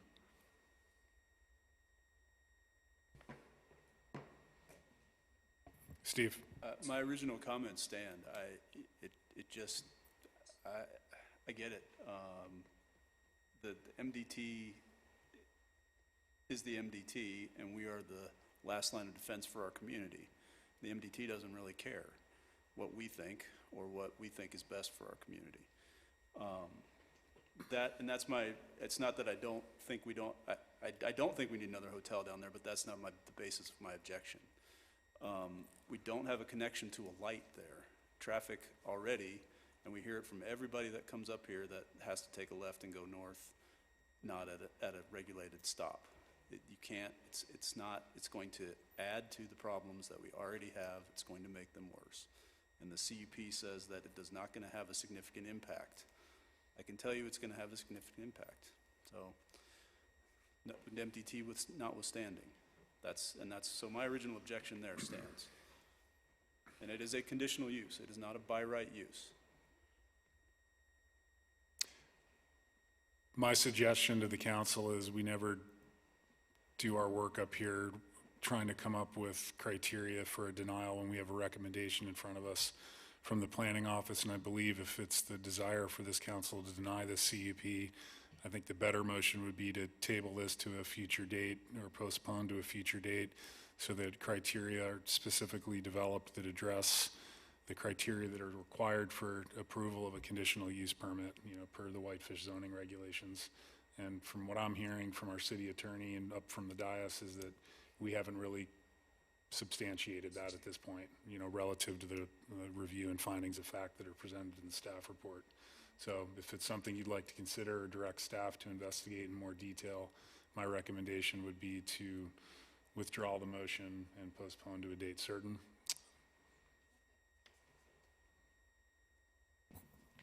I would be okay with that. And the first would have to be okay with that first, Rebecca, who made the motion, which was, did you? I'm sorry. Okay. Yeah. Is that okay with the second? Yeah, it's fine with me. Okay, so the motion is withdrawn. Do you want me to make a motion to table? Postpone. To postpone? And then to a date certain, Okay. please. So what would be, can we do 2 weeks from now? Angela, when do we have to act on this legally by? Depends on the application date. Just give us a second. Sure. Okay.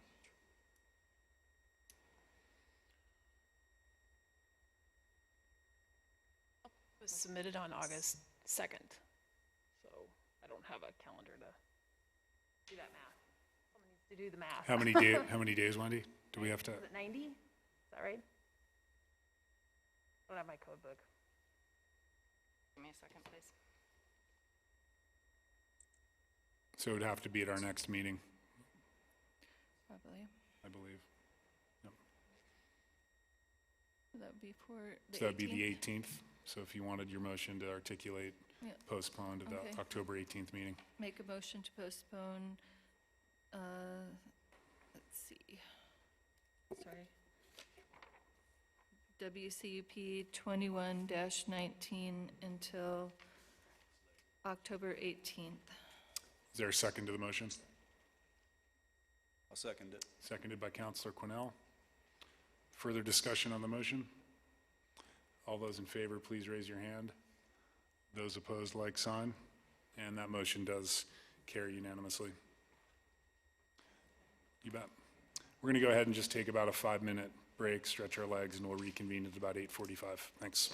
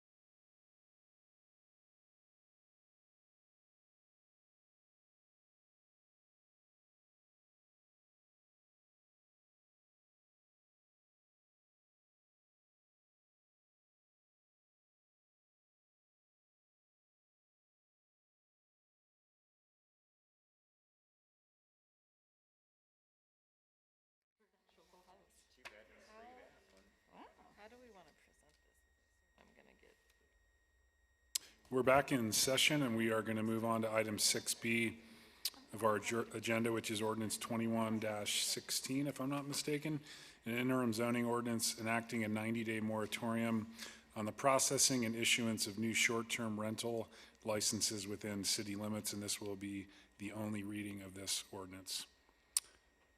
Angie.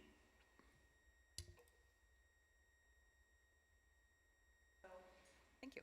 So at council's direction, staff drafted this interim zoning ordinance, which basically places a 90-day moratorium on the processing and issuance of new short-term rental licenses within city limits. The licenses that are existing would be grandfathered. This would just bar the issuing of new licenses. And again, it was drafted at council's request. The purpose of the 90-day moratorium is to allow city staff or city consultant or the city itself to study how short-term rentals impact residential neighborhoods and city infrastructure, how they drive tourism, and how they affect housing, in particular workforce and affordable housing.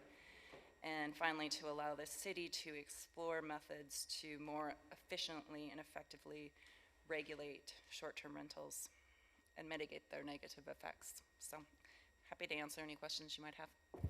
Thank you, Angie. Any questions for Angie on her staff report? Not seeing any, we'll go straight to our public hearing, and I do have a sign-up list that certainly if you didn't sign up, it doesn't preclude you from speaking, but we'll start with Giuseppe. And just name and address, please, sir, for the record.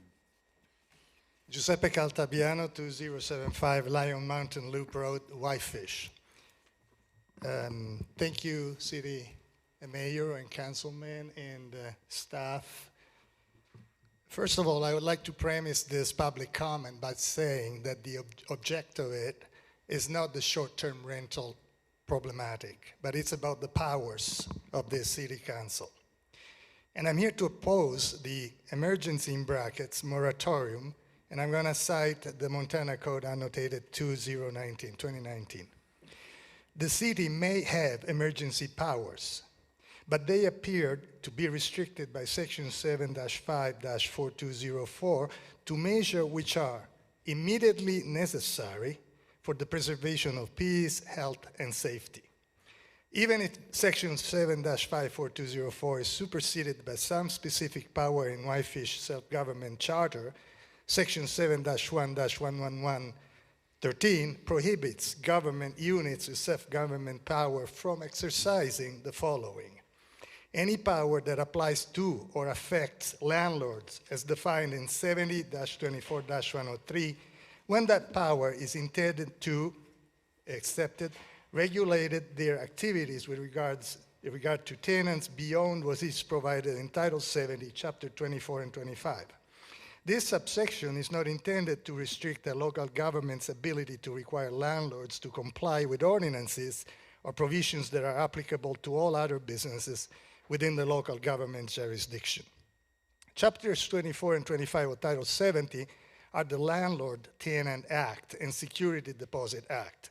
Section 70-24-201 says that the term of a rental is determined by the lease agreement. The chapter does not restrict or prohibit short-term rentals. Section 70-24-201, 2D even mentions 2-week rentals, though not as of any sort of minimum term. We ask the Council to seek and publish a formal opinion from either our esteemed city attorney or an attorney general.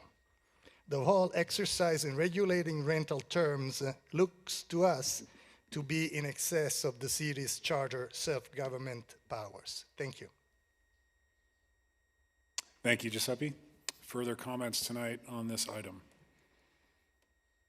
Jeff.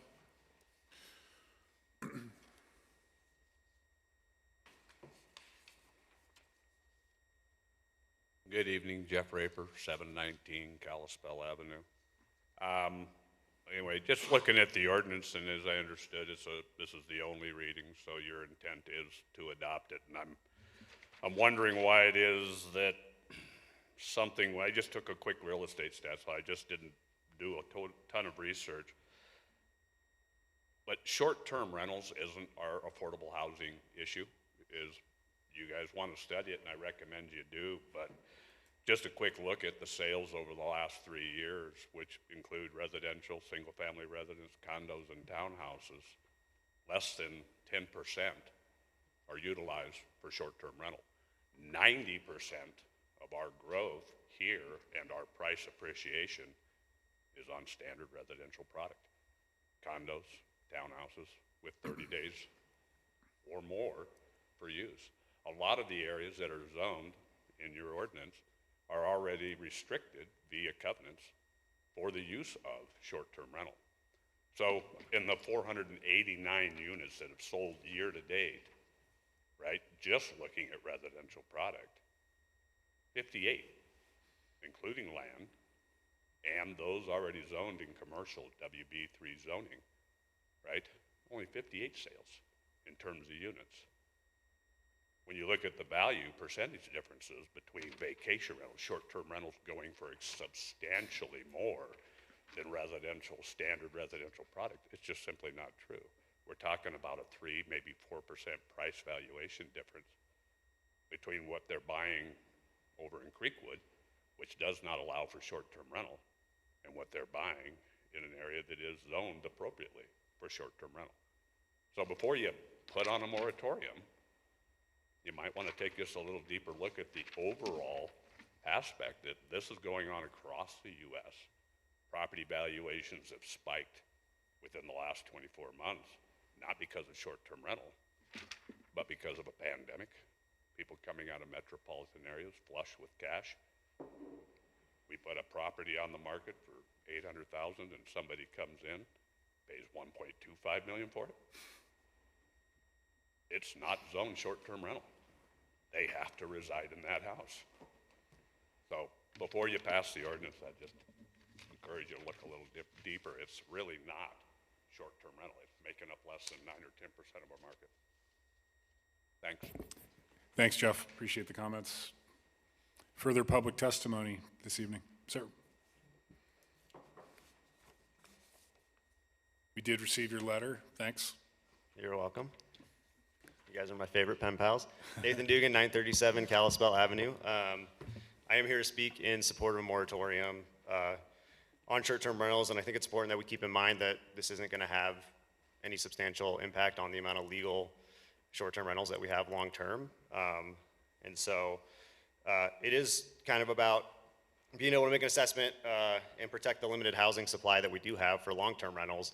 But something I think the two gentlemen that spoke before me are missing is that it's also to protect people that own legal short-term rentals. We can't do this effectively without a moratorium for a few reasons.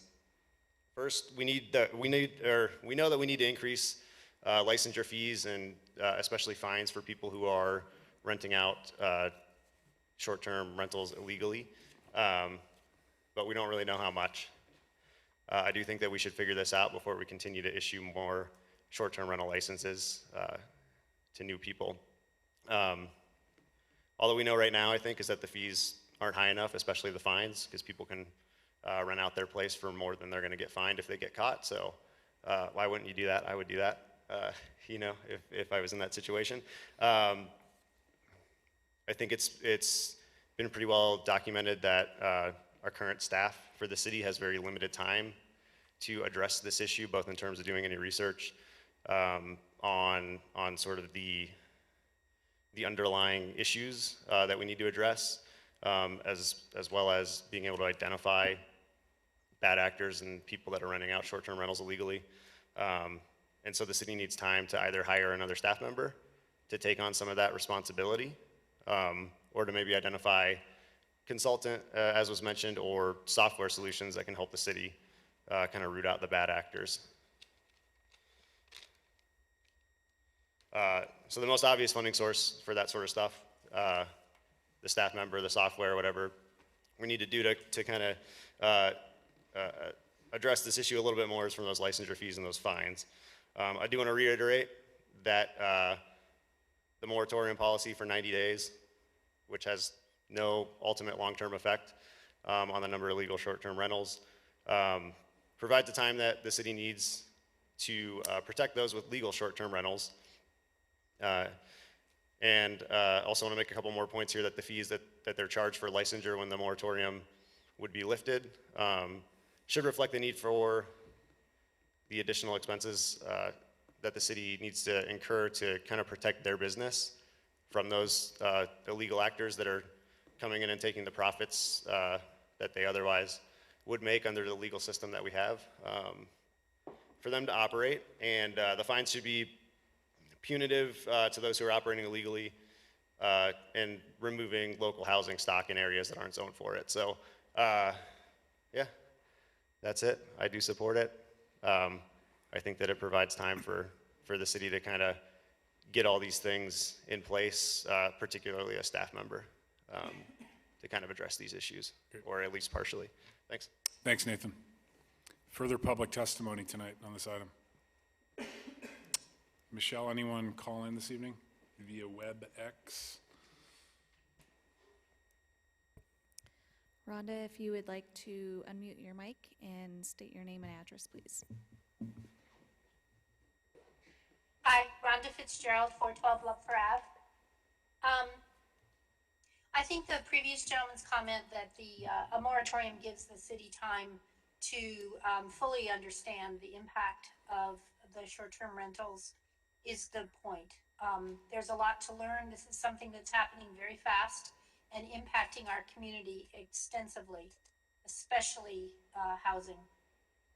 AirDNA is a website that gives an overview of listings that combine both Airbnb and VRBO. It doesn't include the listings that are on other platforms or organizations locally that do short-term rentals. So it's just Airbnb and VRBO, and they list in the city limits currently, August of this year, 477 short-term rentals. In February of 20, so, just over a year ago, there were 232. So the number of short-term rentals online available to rent in Whitefish city limits has more than doubled in that very short period of time. And I think it's very important that the city wrap their arms around this and really understand the phenomenon. And the best way to do that is with the moratorium. It gives everyone time to better understand what is happening to our community. Thank you. Thanks, Rhonda. Lauren, sorry, I didn't mean to skip you earlier. Sorry, I was waiting.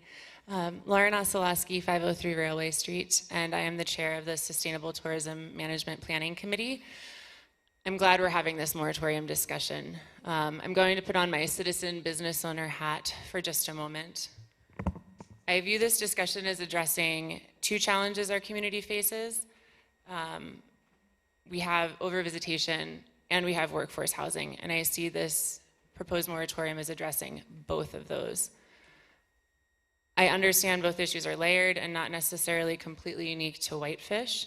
However, our community has been trending this direction for the better part of a decade and has seen a swift uptick in the past 2 years. Rhonda's numbers reflect that. This isn't a new problem for us in the way it is for other areas of the country as a result of COVID. COVID just sped up a problem that we were already starting to face. And our community and other mountain communities are feeling this impact of short-term rentals and visitation issues more acutely than other areas of the country, and there's data to support that. Again, I understand both issues are the result of a combination of factors, and I applaud council for taking these issues very seriously. Whitefish is first and foremost a year-round community where people live, work, and recreate, and the landscape of our community is changing, and I believe we must fight to maintain a sustainable, livable community for our citizens. So now I'll switch and put on that committee hat and speak on behalf of the Sustainable Tourism Management Plan Committee. I want to reiterate that regardless of the decision tonight on a moratorium, after the last council work session, council directed city staff to work on 5 items: redefining long-term rentals from 30 days to 90 days, requiring license numbers on all short-term rental listings, raising fees and fines for short-term rentals, drafting and implementing a 3-strike program, and then looking into hiring an outside consultant to help with regulation and enforcement of short-term rentals. And the Sustainable Tourism Management Planning Committee stands to help support the city and a possible outside consultant in following through on these actions. They're a big step in a positive direction. We think they're very important. The city needs short-term rental regulation and enforcement, and until then, there will continue to be short-term rentals operating illegally, either unlicensed or in undesignated zones. Enforcement is only one part of the problem, yes, but as kind of Rhonda's numbers from AirDNA that the CVB has access to, and the city's numbers, which to my knowledge are based off of actual licensed properties, there's a pretty big discrepancy there, and I think we need to hire a consultant or someone who's going to help us cut to the quick of that and understand why there is that discrepancy, so then we can go about enforcement and regulation. And I also understand that after the last work session, one of the big debates around moratorium is what are we going to do? If we have this moratorium, what are the actions that are going to come out of it? And I understand that's really important. We've discussed rezones, caps, and cost increases. I understand those are pretty difficult to execute, but one possible thought we were kicking around at the end of our last committee meeting was the possibility to redefine what a short-term rental is. So since we were able, and the city staff got creative on how we redefine long-term rental from 30 days to 90 days, and finding workarounds for that, is there a way that we can rewrite the language and redefine the usage of a short-term rental, or possibly do a change to the use of zoning terminology with regard to a short-term rental? Currently, there's no regulation in areas that are zoned to allow short-term rentals. So is there some way we can clarify that?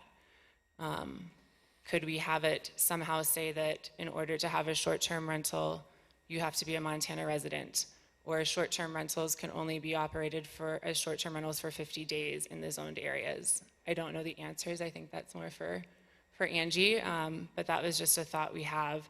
Something that can be put in place to incentivize property owners to rent long-term to our citizens instead of short-term to visitors. So kind of as a solution, since caps based on like percentage of hotel rooms or residential properties seems like a pretty hard uphill battle, a clarification of the current definition of short-term rentals might be a possible solution.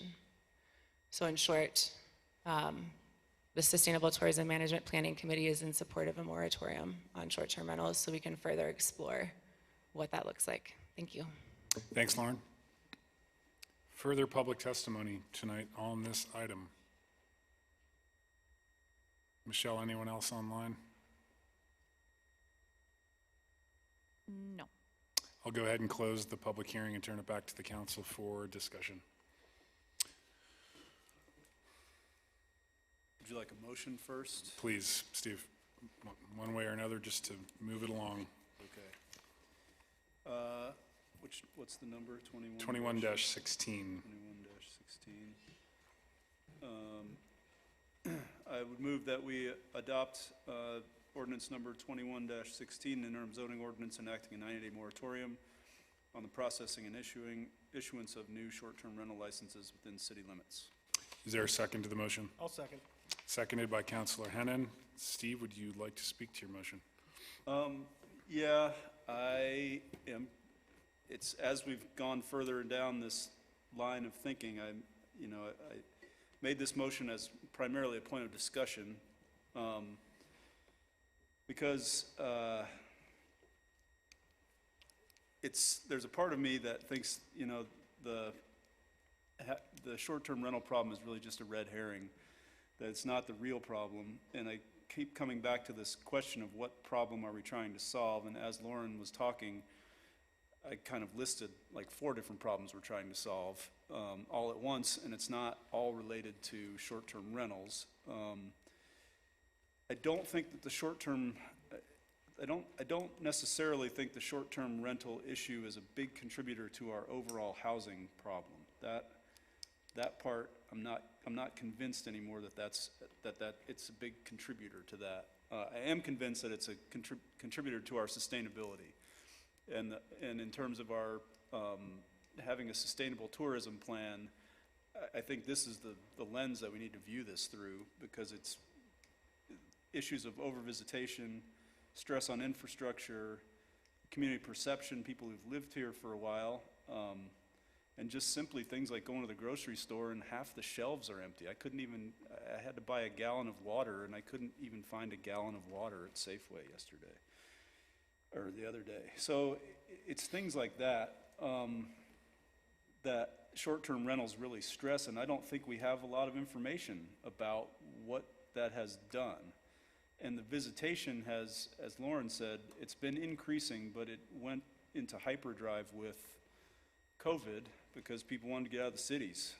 And then like as Jeff said, that people came here and they said, yeah, I'm gonna stay. And we interviewed a guy here tonight. We put him on one of our boards who's been here for less than a year, or just over a year. So part of me thinks that the short-term rental issue is just it's a red herring for our housing problem, but it's not for our sustainability issue. And I think things that we need to study if we do adopt this are things like, what is overvisitation? What does that mean? Can our sustainable tourist group come up with some information? Jeff made a really good point that, it makes up less than 10% of the sales. The difference in prices is only 3 or 4%. But then you kind of made your own point, Jeff, is that we can find some of this really basic information pretty quickly and have some information to go off of in terms of what we can do as a council moving forward. And at least being armed with that information, because right now I think we all feel a little bit lost at sea in terms of what is going on with short-term rentals. Other than that, we have all this anecdotal evidence that there's a bunch of people doing it illegally. And to go back to Nathan's point, we do need to figure out within that 90 days, the number one thing we need to come up with is a fee structure and a penalty structure that makes sense for the impacts that these things have on our communities. So, am I in favor of a 90-day moratorium? I'm leaning that way, at least to get us some more information down the line.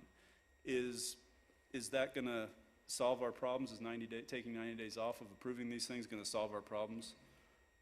Absolutely not, but at least we can come back in 90 days with some information that can help guide us on what we need to try to be doing legislatively over the next 90 days after that. So count me as a lean towards this. Thanks, Steve. Ryan. Yeah, I think Steve's right. I think the big thing for me is enforcement. We need to figure out how we're going to enforce the rules that we already have on the books. And the bigger thing to me is the one I'm always harping on, the illegal ones. It looks like the one I always talk about picked up a few more nice reviews, so business is booming for them. So I think this 90 days will be good. We can study the negative impacts, and we're going to have much more data going forward with how to effectively regulate the ones that are operating legally and how to prevent the ones from operating illegally. So I will be supporting Steve's motion. Thank you, Ryan. Rebecca. Yes, I am in favor. I've been trying to compile numbers because even though we only regulate within city limits and we've tried to be working on enforcement, we've had software that didn't work out and we've had staffing shortages, and but the county I think really is a huge area of growth for us, where we would normally be seeing people having long-term housing solutions in the county, but we have enormous amounts of short-term rentals in the county right immediately adjacent to the city limits. Some of them are in zoned areas and some of them are in unzoned areas, and I'm uncomfortable with the safety issues with fire also in areas that don't have any inspection like we do. I really think if we take some time and don't keep digging the hole deeper, that we'll have a system in place where we can find out who is licensed, who's not licensed, set standards, set fees, and expectations for the people within city limits. But also, I personally want to know where our growth path is, so that when we have the opportunity to annex and create workforce housing in the areas just outside of Whitefish, that we actually know what the impact of short-term rentals are. And then also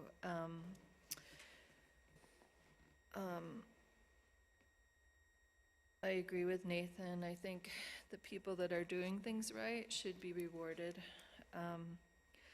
We've been really hit with the pandemic. The staff, we have short staffing, we've had software issues, and we would have thought by now we would have a handle on it, but we don't, and now we're in this great problem of having people want to come here from everywhere and capitalize on high short-term rental income, but it's created a huge deficit in people that can actually do the work of running our town.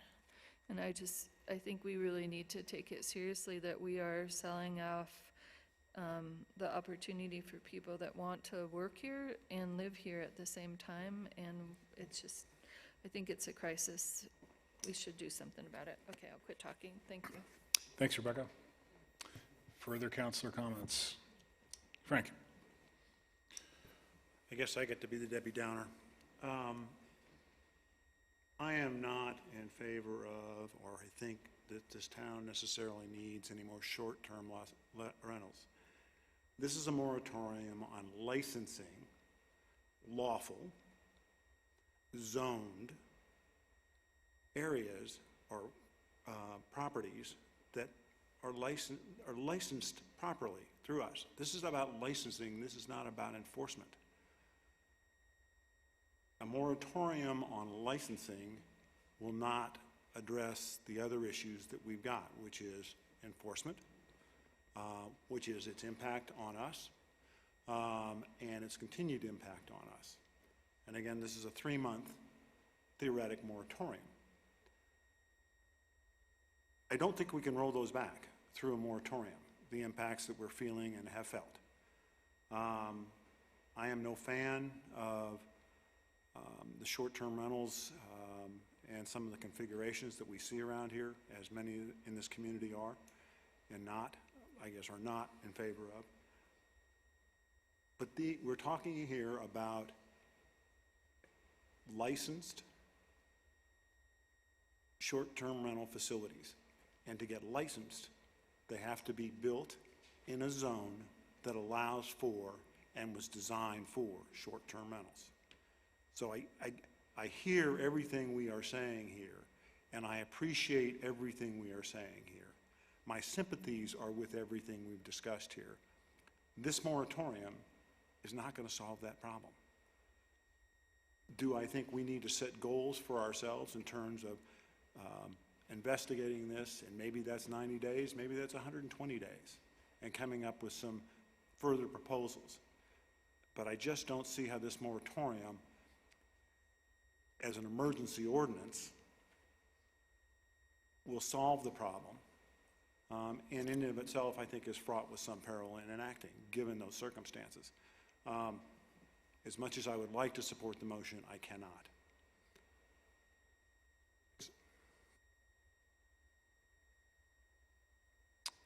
Andy? Thought you were waiting. Well, I suppose I better weigh in. I'm going to have to side with Frank on this one and don't take any of my arguments as a measure or means to try and persuade anyone to vote otherwise, because I think we all need to vote our conscience on this. And I, like Frank, support everybody, and I think short-term rentals are an issue for us. But I have to agree with Steve, they're not our sole problem, and they're not our sole issue. And if I look at the 2020 stats, which is the only year that we have here for license issuing, in October, November, December, which is basically the 3 months we're talking about, we issued 10 licenses. 10. That's not very many. And so I think we have, as Lauren laid out, and we certainly discussed this at Sustainable Tourism Management Committee. Andy, I hate to interrupt you, but there is a second page to this that has 2021. Yeah, but we don't have September and October, November. Oh, okay. Or October, November, and December. So I'm just trying to go apples to apples, month to month, if that's what we typically see in the fall for people licensing. So if I look at it that way, I'm kind of like, well, I don't see that buys us a lot. I think we have 5 things that Lauren laid out very clearly that are important things that we all need to do, and I think we need to know that. We need to get them done as quickly as possible, and I think we can do that. But we also have to be cognizant of the fact that we're one planner short in our planning department currently, and we also want to get new annexation rules for what comes in and how we deal with housing on that. And, we do have a lot that we've heaped on their plate, and I don't know that we move the ball necessarily forward by doing that. That said, I think there's a tremendous demand in the community for people to just take a breath for about 10 seconds and go, whoa, Wilbur, this is too much. So that part I am completely cognizant of, and I think Frank is right. I don't think this helps us with enforcement currently. I don't think it makes that happen any faster or any easier for us. But what my biggest concern is, and I've got to be very, very honest about this, is I'm just afraid of the blowback that this may provide for us long term. And I know that's not necessarily a good way to look at things, but we enjoy a fair amount of control currently by having not allowed short-term rentals in many zones in this community, namely all of our WR2 and our WR1 zones, which are the single-family neighborhoods that could very well potentially be affected in the event that the state legislature decides that, hey guys, you know what? You can't regulate them like they did in Idaho, and I think that's a very real concern. I don't think that we have a legislature that is particularly amenable to these kinds of actions. And I think that scares me, quite frankly, and I would be really, really concerned if we would lose that ability. I do think we have the ability to do it, though. I don't agree with the people that argue that we're stepping over our bounds. I think we can. If we did it as emergency ordinance, yes. As an interim zoning measure, I think we're fine doing it. I think to define a clear and present danger would be very difficult, and it's something that we would probably not do well with in court. This, I'm perfectly comfortable with the legality of it, but I just, as much as I want to say yes, the philosophy is great. The practicality scares me, I think, as much as anything, so. Thank you, Andy. And finally, Ben. I guess that puts me in the uncomfortable position of being the tiebreaker vote here. And it makes me... Or not. Well, no, I know, but so far anyway. And that makes me put in a double uncomfortable position because I agree with the sentiments behind everything here. I mean, it's absolutely overwhelming what's happening with short-term rentals. Over-visitation for me is the main reason behind this. The problem that I have that I had last time is as much as I've talked and thought about it, I still don't understand what direction we've given staff on this that's going to change the outcome in 90 days. And if I was staff, I would be wondering what we're going to be doing and what the outcome's going to be. And so I don't know. I have a hard time with it. I mean, I don't think short-term enforcement is necessarily the key issue for me. Over-visitation is. I mean, we look at the hotel we had come forward, and that's over-visit, another contributor to the same way to me. So I'm probably not going to support the motion, and I'm going to let John decide. Perfectly fine with that. Okay. Before I acknowledge you, Dan, I just had a quick question for Dave or perhaps Angie. We have given you direction on various text amendments, and I'm just curious what those text amendments are and what the status of those coming forward to the planning board and the council is. Yeah, so those text amendments that we brought some draft language at the a memo last month, I guess, we're bringing those to the planning board this month in October. So they'll be to the council in November, and you'll have opportunity to review that. So specifically, what are those text amendments? You don't need to It's dive into revising, details. revising the definition of 30-day rental, short-term rental versus what residential use is in the code, requiring registration numbers to be on any advertising, that whole list of things. There's a couple other. Does that include the 30 to 90 day change in the text? Yep. Definition? Yep. Okay. And so the council will see that on a first reading in, I can't remember which meeting in November, but it's going to the planning board in October, so it should be maybe November 1st, but it might be the second. so we could technically have 2 readings of that ordinance or series of ordinances at a second reading at the first meeting in December. Okay. Thank you. Further discussion on the motion? Ben? If I could offer one thought. If we move ahead and we're providing direction to staff, I know we gave staff 5 items before relating to enforcement. I think there was one item that was still unclear in that to me, and that was whether we can use short-term rental fees to contribute towards housing projects here in town.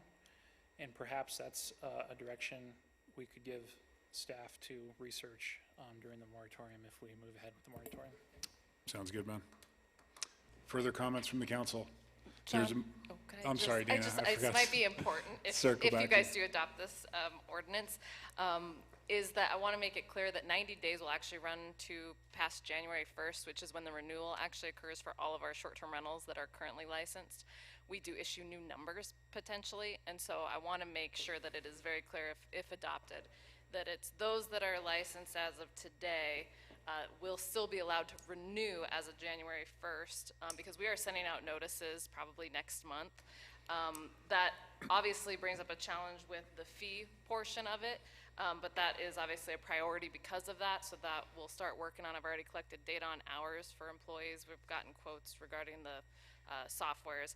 I want to clarify on this data that you see here for STR applications. You see that September took a big jump from like 7 in August to 21 in September. I did confirm with our front office staff that it is due to the discussions of the moratorium that most have commented. That is why they're doing registered for an STR. So whether they're operating, I'm not quite sure. That, along with the the fees portion, we'll be working with that. That's not an ordinance, so that goes through a different process, requires public notice, but it doesn't require 2 readings. So the intent would be to have that to you guys before, or at least by the December 6th meeting, if not earlier, so we could get that out as part of the renewal. I will comment just quickly on the enforcement side. We have lost the building inspector to Missoula. We now have no code enforcement effectively. We do have a half-time person in finance who has been busy as we just brought on a new individual, so there's training going on. That is something that I think we've heard, you guys have heard from us, that staffing has been a challenge just with every business in town. Whether we look at the software or looking at the fees to hire an individual, if we look at the fees going to affordable housing, those fees wouldn't be able to be allocated to additional staffing. So I think that that's a discussion that I'll bring forward with the proposed fee increases for licensing, options for you guys to consider. And so that, I believe, was already directed of staff at the last meeting about looking at the fees, but I could be incorrect. And if there's more information that you need, please let me know. Thanks, Dana. Can I add something really quick? Yes. Sure. So if you guys do adopt this, although the title of the ordinance refers to the issuance of new permits, given what Dana's told you about when renewals come up, I suggest that you change section 2 of the body of the ordinance, not change it, just insert the word a 90-day moratorium on the processing issuance of, I would put in there, new short-term rental licenses within the city. So Is that okay with you, Steve? And you, Rebecca? Okay. I just think it adds some clarity. Thanks, Angie. Further comments on the motion, which again is to approve ordinance 21-16. All those in favor, please raise your hand. Those opposed, like sign. And I'm going to vote against the motion, and the motion fails on a 4-3 vote with, I believe, Councilor Quinnell, Davis, and Hennon voting in the affirmative. Councilor Norton, excuse me, did I get that wrong? Norton, Quinnell, and Hennon voting in the affirmative. Councilor Davis, Fury, Sweeney, and myself voting against.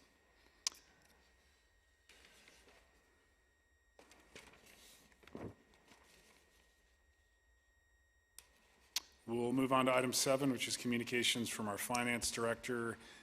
We will review briefly this evening our 2020 impact fee report. Good evening, Ben. Good evening, Mr. Mayor and City Council. We included in your packet a report for the fiscal year 2020 impact fee report. This report has been reviewed by our Impact Fee Advisory Committee, which took place on September 1st, 2021. I would like to congratulate our newest member that was appointed here tonight, Steve Ryder. So we're thankful to have a full committee again. So that's something that we're looking forward to. From the current report, I can go over the impact fee balances from a cash perspective for the fiscal year 2020, and the total there is $3,373,448, which are primarily made up of water and wastewater impact fees. There was an increase in each of the impact fees with the exception of wastewater, which was used for the wastewater treatment plant expansion project, which is why cash balance went down in that fund. On the next page, there's impact fee revenue analysis that shows what has occurred in fiscal year 2020. Paved trails added $62,794. Park maintenance building, $14,103. Emergency services center, $115,635. City hall, $10,697. And stormwater fund at $41,571. There was a interest earned on each of those funds, totaling $7,358, which is a little bit less, but we're seeing less interest rates in our marketplace right now. In our enterprise funds, we have water and wastewater. There are impact fees charged on those two services.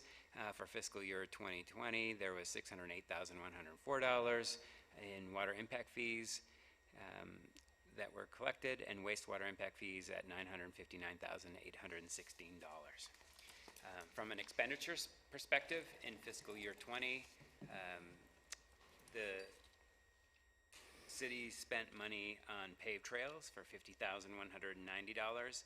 The other impact fee expenditure or impact fee categories in the impact fees fund were not spent. However, in our enterprise funds activities, we had water impact fee and wastewater impact fee where we spent $69,921 in the water impact fee, and wastewater impact fee we spent $1 million on those funds.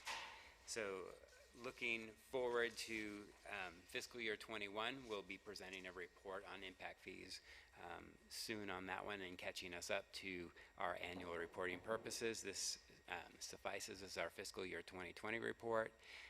We do know that there are people reviewing our impact fees as we speak, so we're aware of that.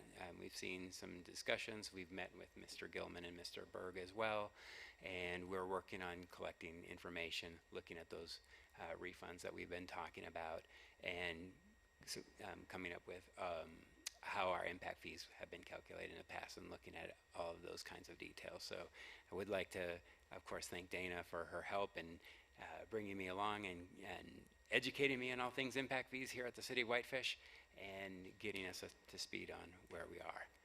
Be happy to answer any questions about our impact fees for fiscal year 20 and look forward to a future report if there are any questions. Thanks, Ben. Any questions for Ben on his report? Otherwise, we do need a motion accepting the annual report on the city's impact fees for 2020. I move that we accept the impact fee report from Mr. Dahlman. Thank you, Is that Steve. good enough? I don't know exactly how to word that one.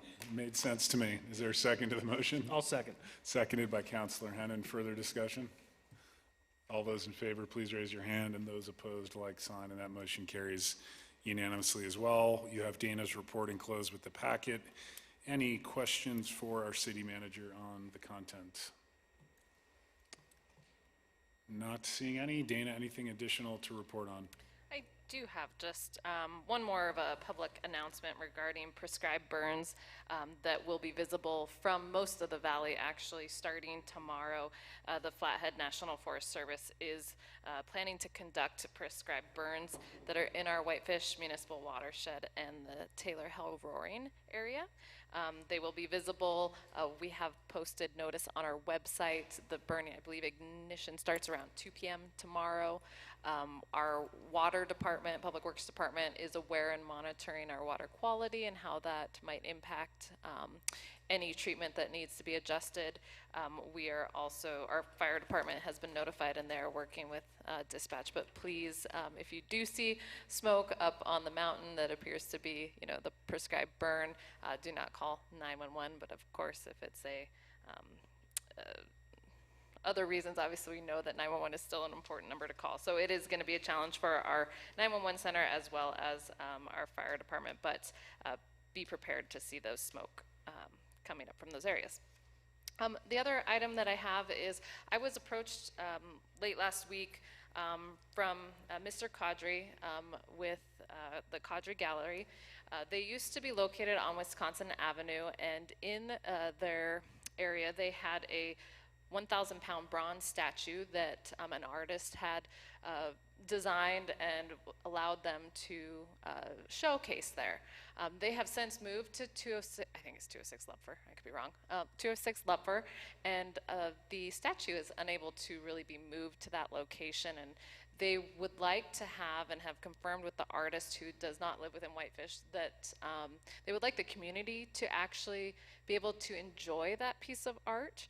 And they've talked to the Whitefish Theater Company out at the O'Shaughnessy Center, and along Railway, corner of Railway and Central on that property, there is a CVB or visitor booth, but in that area there's a green space where they would like to place that bronze statue. They would cover all insurance requirements, they would be, you know, maintaining that, they would pay for the move, they would still own the statue. The Whitefish Theater Company was very receptive to that, as it is one of our main art centers in Whitefish, and it seemed like a logical spot. I've confirmed with Maria that she didn't have any concerns. We're confirming with our park staff that there's no irrigation issues that we might run into. But really in our city code, and we don't really have any policies that I could see of about public art and where to place it. Given that this is a bronze statue that has been displayed for public view from the roadways and from our sidewalks, it seems to be something that the city council could at least give me a head nod. Angie hasn't been able to review my request of, you know, what kind of documentation we would need yet, but again, she was on vacation, so she gets a pass today. Really, I would just like to know if there's any major concerns that council has with us moving forward. Unfortunately, the timeline is pretty tight because of the weather, and then them having to actually move the piece of art before the ground gets too soft, actually, with rain. Can we get a general idea of what does it look like? I mean, it's not like a nude or something, is it? You can come over to my office and park and look over the fence. Yeah. John, do you want to describe it? Because I really haven't, I mean, I've never really looked at it I think in it's that a much detail. horse. I believe it is a large horse, if I'm not mistaken. Does anybody know what it is? Okay, well, I believe it is like a statue, a bronze statue of a horse. For some reason, I have that in my head. You know, a lot of what their art is like that. Obviously, it's something that's been appropriate for public view for so long that we just haven't been paying attention to it.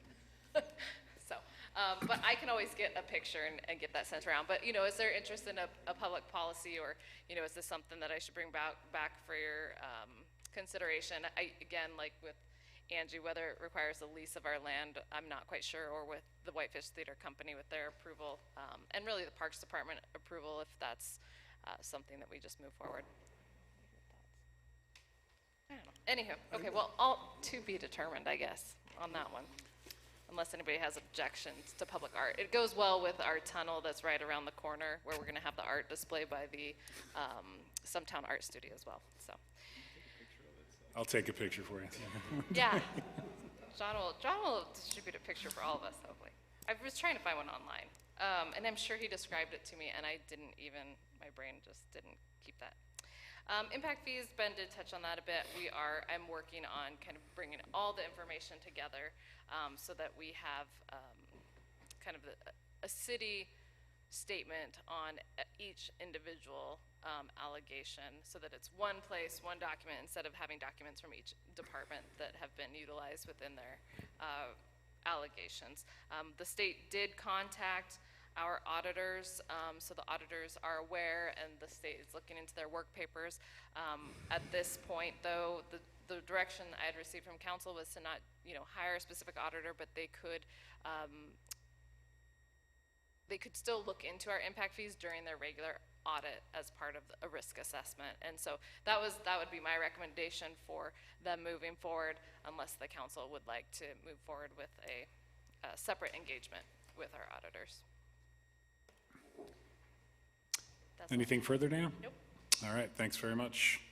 Where are we on our agenda here? We'll move on to item 8C, Resolution 21 dash, what I believe will be 41, a resolution approving an interlocal agreement between Flathead County, the City of Kalispell, the City of Whitefish, and the City of Columbia Falls to maintain and operate the Flathead City County Health Department as one organization with county-wide jurisdiction in matters of public health. Dana. All right, thank you. Tonight before you, you have a draft interlocal agreement that has been worked on with the county administrator as well as all of the city managers. At this point, the city is actually represented by the county for all matters of public health. We do not have our own public health board. However, Montana Code does provide that cities of the second class, of which we became in September of 2005, do actually have a board to assist with matters of public health. This pandemic that we're still in obviously has brought forward matters of public health as a significant interest. And over the past couple years, I'd say it's now a couple years, probably, well, it'll be a couple years in January of 2022. We have been talking about how do we get the city part of this interlocal agreement between the City of Kalispell and the county operating the Flathead City County Health Department. Through many negotiations and meetings, there was back and forth given throughout the pandemic. Staffing issues and having to respond to the pandemic was one of the concerns of the commissioners and the health department. Joe Russell, who is the current health officer, is really integral in getting this done, and so I really appreciate the effort that he's gone through to talk to the commissioners and work with the county administrator. The intention behind this interlocal agreement is that all cities first consider adoption, and then once that is done, the county commissioners will also consider adoption. Currently, Columbia Falls has approved it, and the City of Kalispell was considering it this evening. So there is no specific financial implication to this interlocal agreement. All Flathead County taxpayers, property taxpayers, already pay an assessment for the Flathead City County Health Department. And so that we anticipate will continue. Very similar to the Flathead Emergency Communication Center, where we just did move that to a county-wide maintenance district. This is similar in that the county will be levying all funds necessary to operate the health department.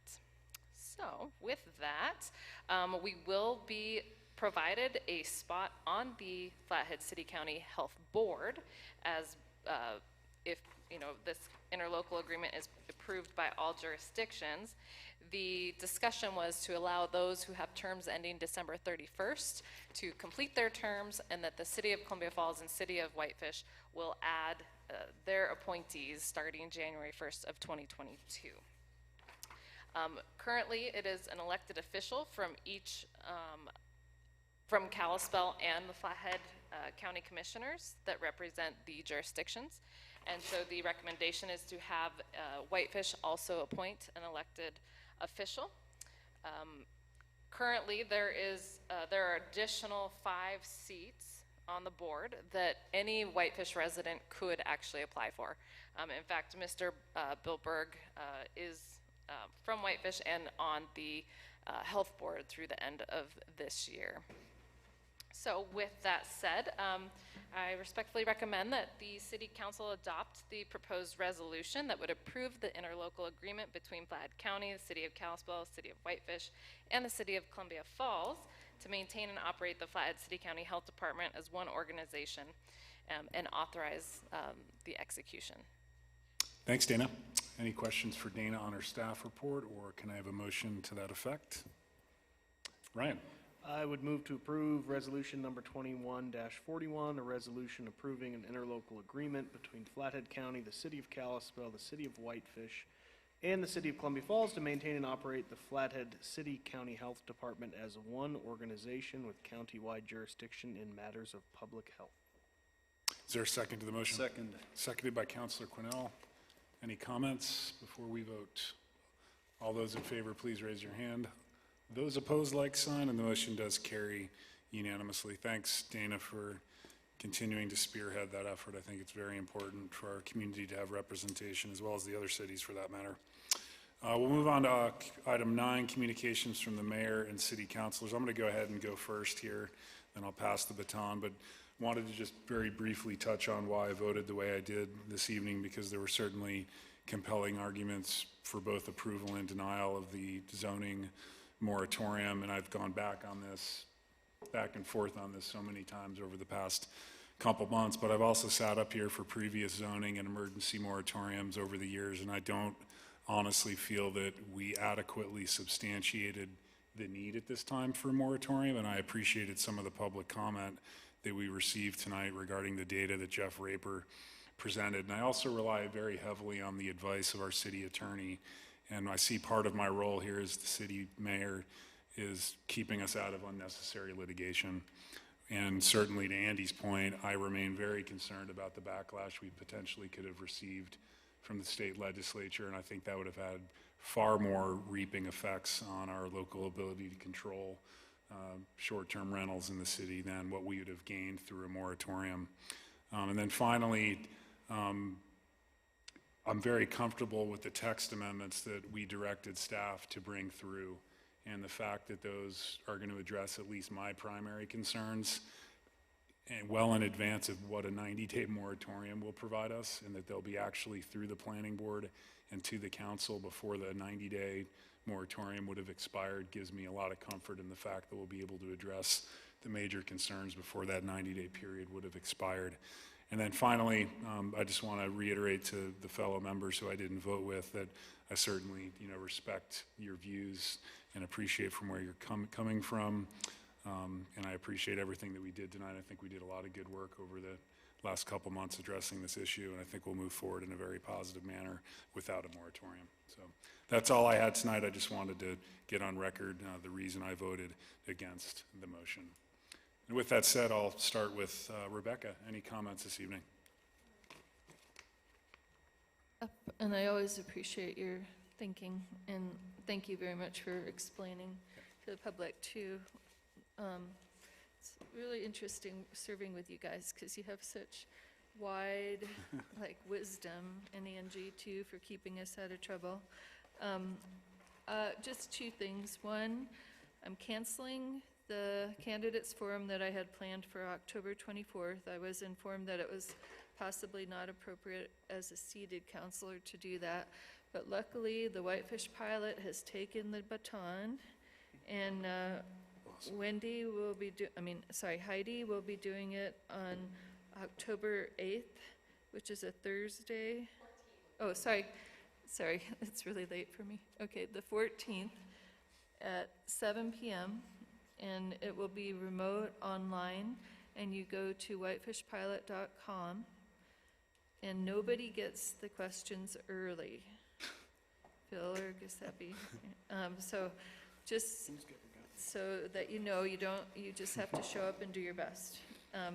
But all the public is welcome. Do we give questions early, Heidi? Yeah, through the website. Okay, so any of the public can give questions, okay. And then Michelle is going to talk about our ballot box that will be at the City Hall. Do you want to do that now, Michelle? Okay. I had to finish writing my notes. So next week, starting the 12th of October, the election department will be dropping off a ballot box to City Hall. Ballots will be mailed out to those registered to vote inside city limits starting October 13th. People can drop off their ballots at City Hall. We will be able to collect those ballots if it's after hours in the utility drop box that's provided in the vestibule. The customer service specialists will collect those throughout the day, and they will record those on a form that the election department has requested to be recorded on. So we also will be getting a couple of judges on the day of election. The election department provides us with some judges. They will collect the ballots day of election from 7 a.m. to 8 p.m. They will deliver that ballot box down to the election department, and so that they can be counted. If you have not registered to vote, you can register down at the county, because it has to be 30 days prior to the election. So I think we're past that. So you would have to go down to the county offices to register to vote. At that time, you should be able to pick up a ballot at that time. Probably not between now and next week, but starting next week. Thanks, Michelle. And the only other thing I wanted to bring up was about the bears, but that's okay, we don't have to deal with it tonight. I talked to Dana and the bear specialists for a long time, but it just has to do with maybe delaying our recycling program possibly until we get the Tier 1 bear containers. But anyways, we have a lot of bears, and I saw one last night. Thank you, everybody. Thanks, Rebecca. Ben? The only comment I have this evening is I had the privilege of going to the MDT open house last week about the highway coming through Spokane, through town. And I think like a lot of people, I had honestly a lot of concerns about it, and I know a lot of other people did too. I don't want to deter the public from offering feedback to the MDT about their proposal, but I also still would reiterate my thought from last meeting that it might be beneficial for this group to consider a resolution in favor or opposed to it if the timing was appropriate. I think there may be the time where that is appropriate, but I would suggest before we go to that next step, and I share those concerns on the record, we meet as a council so that those who haven't been involved with the process, I'm fortunate that I sit on the committee, for you to better understand what that plan involves, just so we're more educated as a council together. I feel like I could be too, for sure. So, thanks, Ben. Steve? Thanks, John. I just have a couple comments about some of the things that we really need to get a grip on as a council and as a town and as a sustainable tourism board. We need to really answer the question, what is over-visitation? What does that look like, and what are the impacts of it? And I hope that, Giuseppe, I think you're on that group, aren't you? Are you on the sustainable tourism group? Okay, somebody in, well, Lauren was, she's not here. Sure. Anyway, I also would like us to do our own sort of internal number gathering if we can, looking at what kinds of impacts have we had on our infrastructure in the past 2 years. ranging from how much water are we using now? What is the sewage volume? What is the road repair rates? I mean, is it, because these are the kind of things we need to know in order to understand if there is an unacceptable impact on our community and what it's doing, and then how do we pay for it? So those are the things I was hoping to get out of our 90-day moratorium, to give us some impetus to get that, to get those numbers. There should also be some sort of real estate analysis as well, to look at what is the impact on housing prices overall over time, and is short-term rental information, is short-term rentals a big contributing factor to that? And the last thing I think we need to do is we need to start having a more consistent, or I'm not sure what the word is I'm looking for. We need a community survey to talk to people in our town and say, how do you feel? I know we can come up with a poll that is better than that, because we know what people will say if you leave the question that open-ended. But the point remains that we need to find out what our town is feeling about this visitation. I know we have some anecdotal evidence, but we don't have anything that's real hard and fast. So anyway, that's the first part of my statement tonight. The next part is that I don't know how many people are aware, but I think it's part of my duty to make people aware that we've had 9 teen suicides in the last 16 months in Flathead County, including one last week in Big Fork, another one earlier this year, one of my students from last year this summer. So, people are hurting. I don't know if people know that what's going on, but if you have a connection to a teenage person that is not your own, please reach out to those kids, because the number one thing that prevents suicide is when teens feel like they have someone to talk to, someone that's an adult outside their own home. So I will close with that, on that somber note. Thanks, Steve. Nothing tonight? Thanks, Ryan. Andy? Frank? Of course. Couple of thoughts, not of course.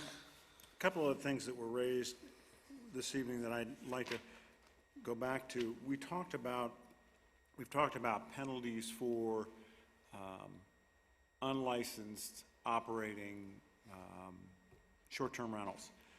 It occurred to me that we've talked about a dollar number, and we need to work on this, Angie. I know that we're a simple small municipality, and we have limitations on this, but it seemed to me an appropriate penalty for these unlawful, unlicensed STR, short-term rentals, is a complete disgorgement of all unlawfully gained rentals from those units. That's commensurate with the violation that they've levied on this city, and it's commensurate with the violation of the law. So I would really like, and given the numbers that have been thrown around and what people get for these short-term rentals, that might get some people's attention. So if there's a way we can figure out how we might be able to use something as amorphous as that, because somebody may be charging $500 a day, some may be charging $1,000 a day. And the fine should be either the $500 they're charging or the $1,000 they're charging, or any other number, it seems to me. But that's just something I want us to think about, or I think is worthy of some discussion. And then the last that I have here tonight is that on the MBT's proposal with respect to our corridor plan, Craig, John, I don't know what the right answer is. If push comes to shove, what leverage or what do we have the power as a city council to say thanks very much, but no, your preferred plan or where you want to go is not acceptable to us, and we will not accept it? Will that, I would like to know what our opportunity is for conveying in no uncertain terms the preferences of this community. And so I'd like to understand that, and I don't know what they are. So it's, at some point, if you could educate me on that, I would sure appreciate it. Is that all, Frank? Thanks very much. Andy? I did have one thing, I apologize, it was earlier in my notes, and I think we do need to comment on Eric Wenham's coming up to the microphone tonight from Fish, Wildlife, and Parks, and the fact that we're 10% of the valley population and we're 43% of the bear problems. Now, that's not 100% because we're bad actors, obviously. It's a lot of the we're a larger population density with a very close proximity to a lot of really good quality bear habitat, and we have a lot of bear trees and apple trees and all those kinds of things. But we do kind of come back to the same thing, and every fall we're there. It's like, why do we have bears getting into garbage because we don't have garbage-proof cans here? And I realize Republic wants to fight us on that all the time, but we can't. I mean, we have 15 to 18 bears in town right now. And it used to be our 90-gallon containers that we thought were the issue, and we would have people roll them into their garage, and we had the morning rollout ordinance for north of the tracks, and that kind of helped a little bit, but they're getting in the 300-gallon cans in the alleys now. I mean, they've tipped them over several times, and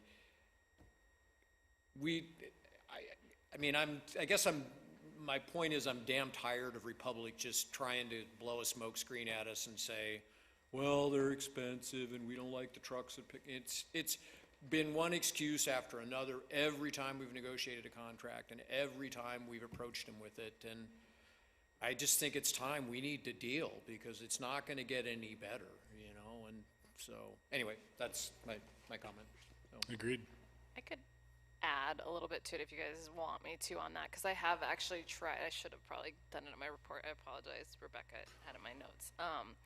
Up top, but we have been working with FWP. We've identified an area along the river corridor as an area of the highest concern where most of the incidents occur. Unfortunately, that's where a lot of our 300-gallon shared containers are. There is no animal-resistant container for a 300-gallon shared container. So the options are go to single can use, roll out to the curb, which many of those residents will not like, or we look at where can we put larger yard containers that actually could be animal resistant. That has been, I think, a challenge because a lot of our alleys don't have a lot of room. I have been working through we've asked them to say, what could we do if we had to go and do curbside single cans for all of those. I'm still waiting for some information from Republic on that. But my intent would be, and again, this comes at a cost because those animal resistant containers are not cheap. They're about double the price every month. But what I am thinking that we can do is that you look at the benefits to the whole community that animal resistant containers would do specifically for, if we try this tier 1 area first. And the cost of garbage would have to increase, but it would increase for everybody. So it's not just those individuals that live near the river that are impacted by the double the price. It would be everybody in the community, because if we can stop the bears from coming off of the river into town, then that benefits everybody. Otherwise, the option is go animal resistant citywide, mandatory, which is going to double the cost for everybody on a monthly basis. I do think that we have some work to do there, and I agree. I'm definitely tired. They have tested out some stands for 300-gallon containers around town this fall. Those stands seem to be holding the cans upright. It doesn't necessarily stop the bears from getting in there, but they aren't tipping. We did end up with a garbage can in the river for the very first time this year, and we had to go pull it and clean the river. A bear had tipped it and it rolled, and whether they dragged it or rolled it last week. So it's obviously a problem, and that we're trying to find the best solution, but there's going to be a cost to it. And I know Republic, we can work on price, but I also believe that these containers do cost more money, and based on just market research there, and that somehow that cost will have to be borne by the individuals. I guess my only comment to that on cost is I remember Richard Hildner did a pretty exhaustive study on what cans actually cost, and his numbers came out considerably different than Republic's, and so I just,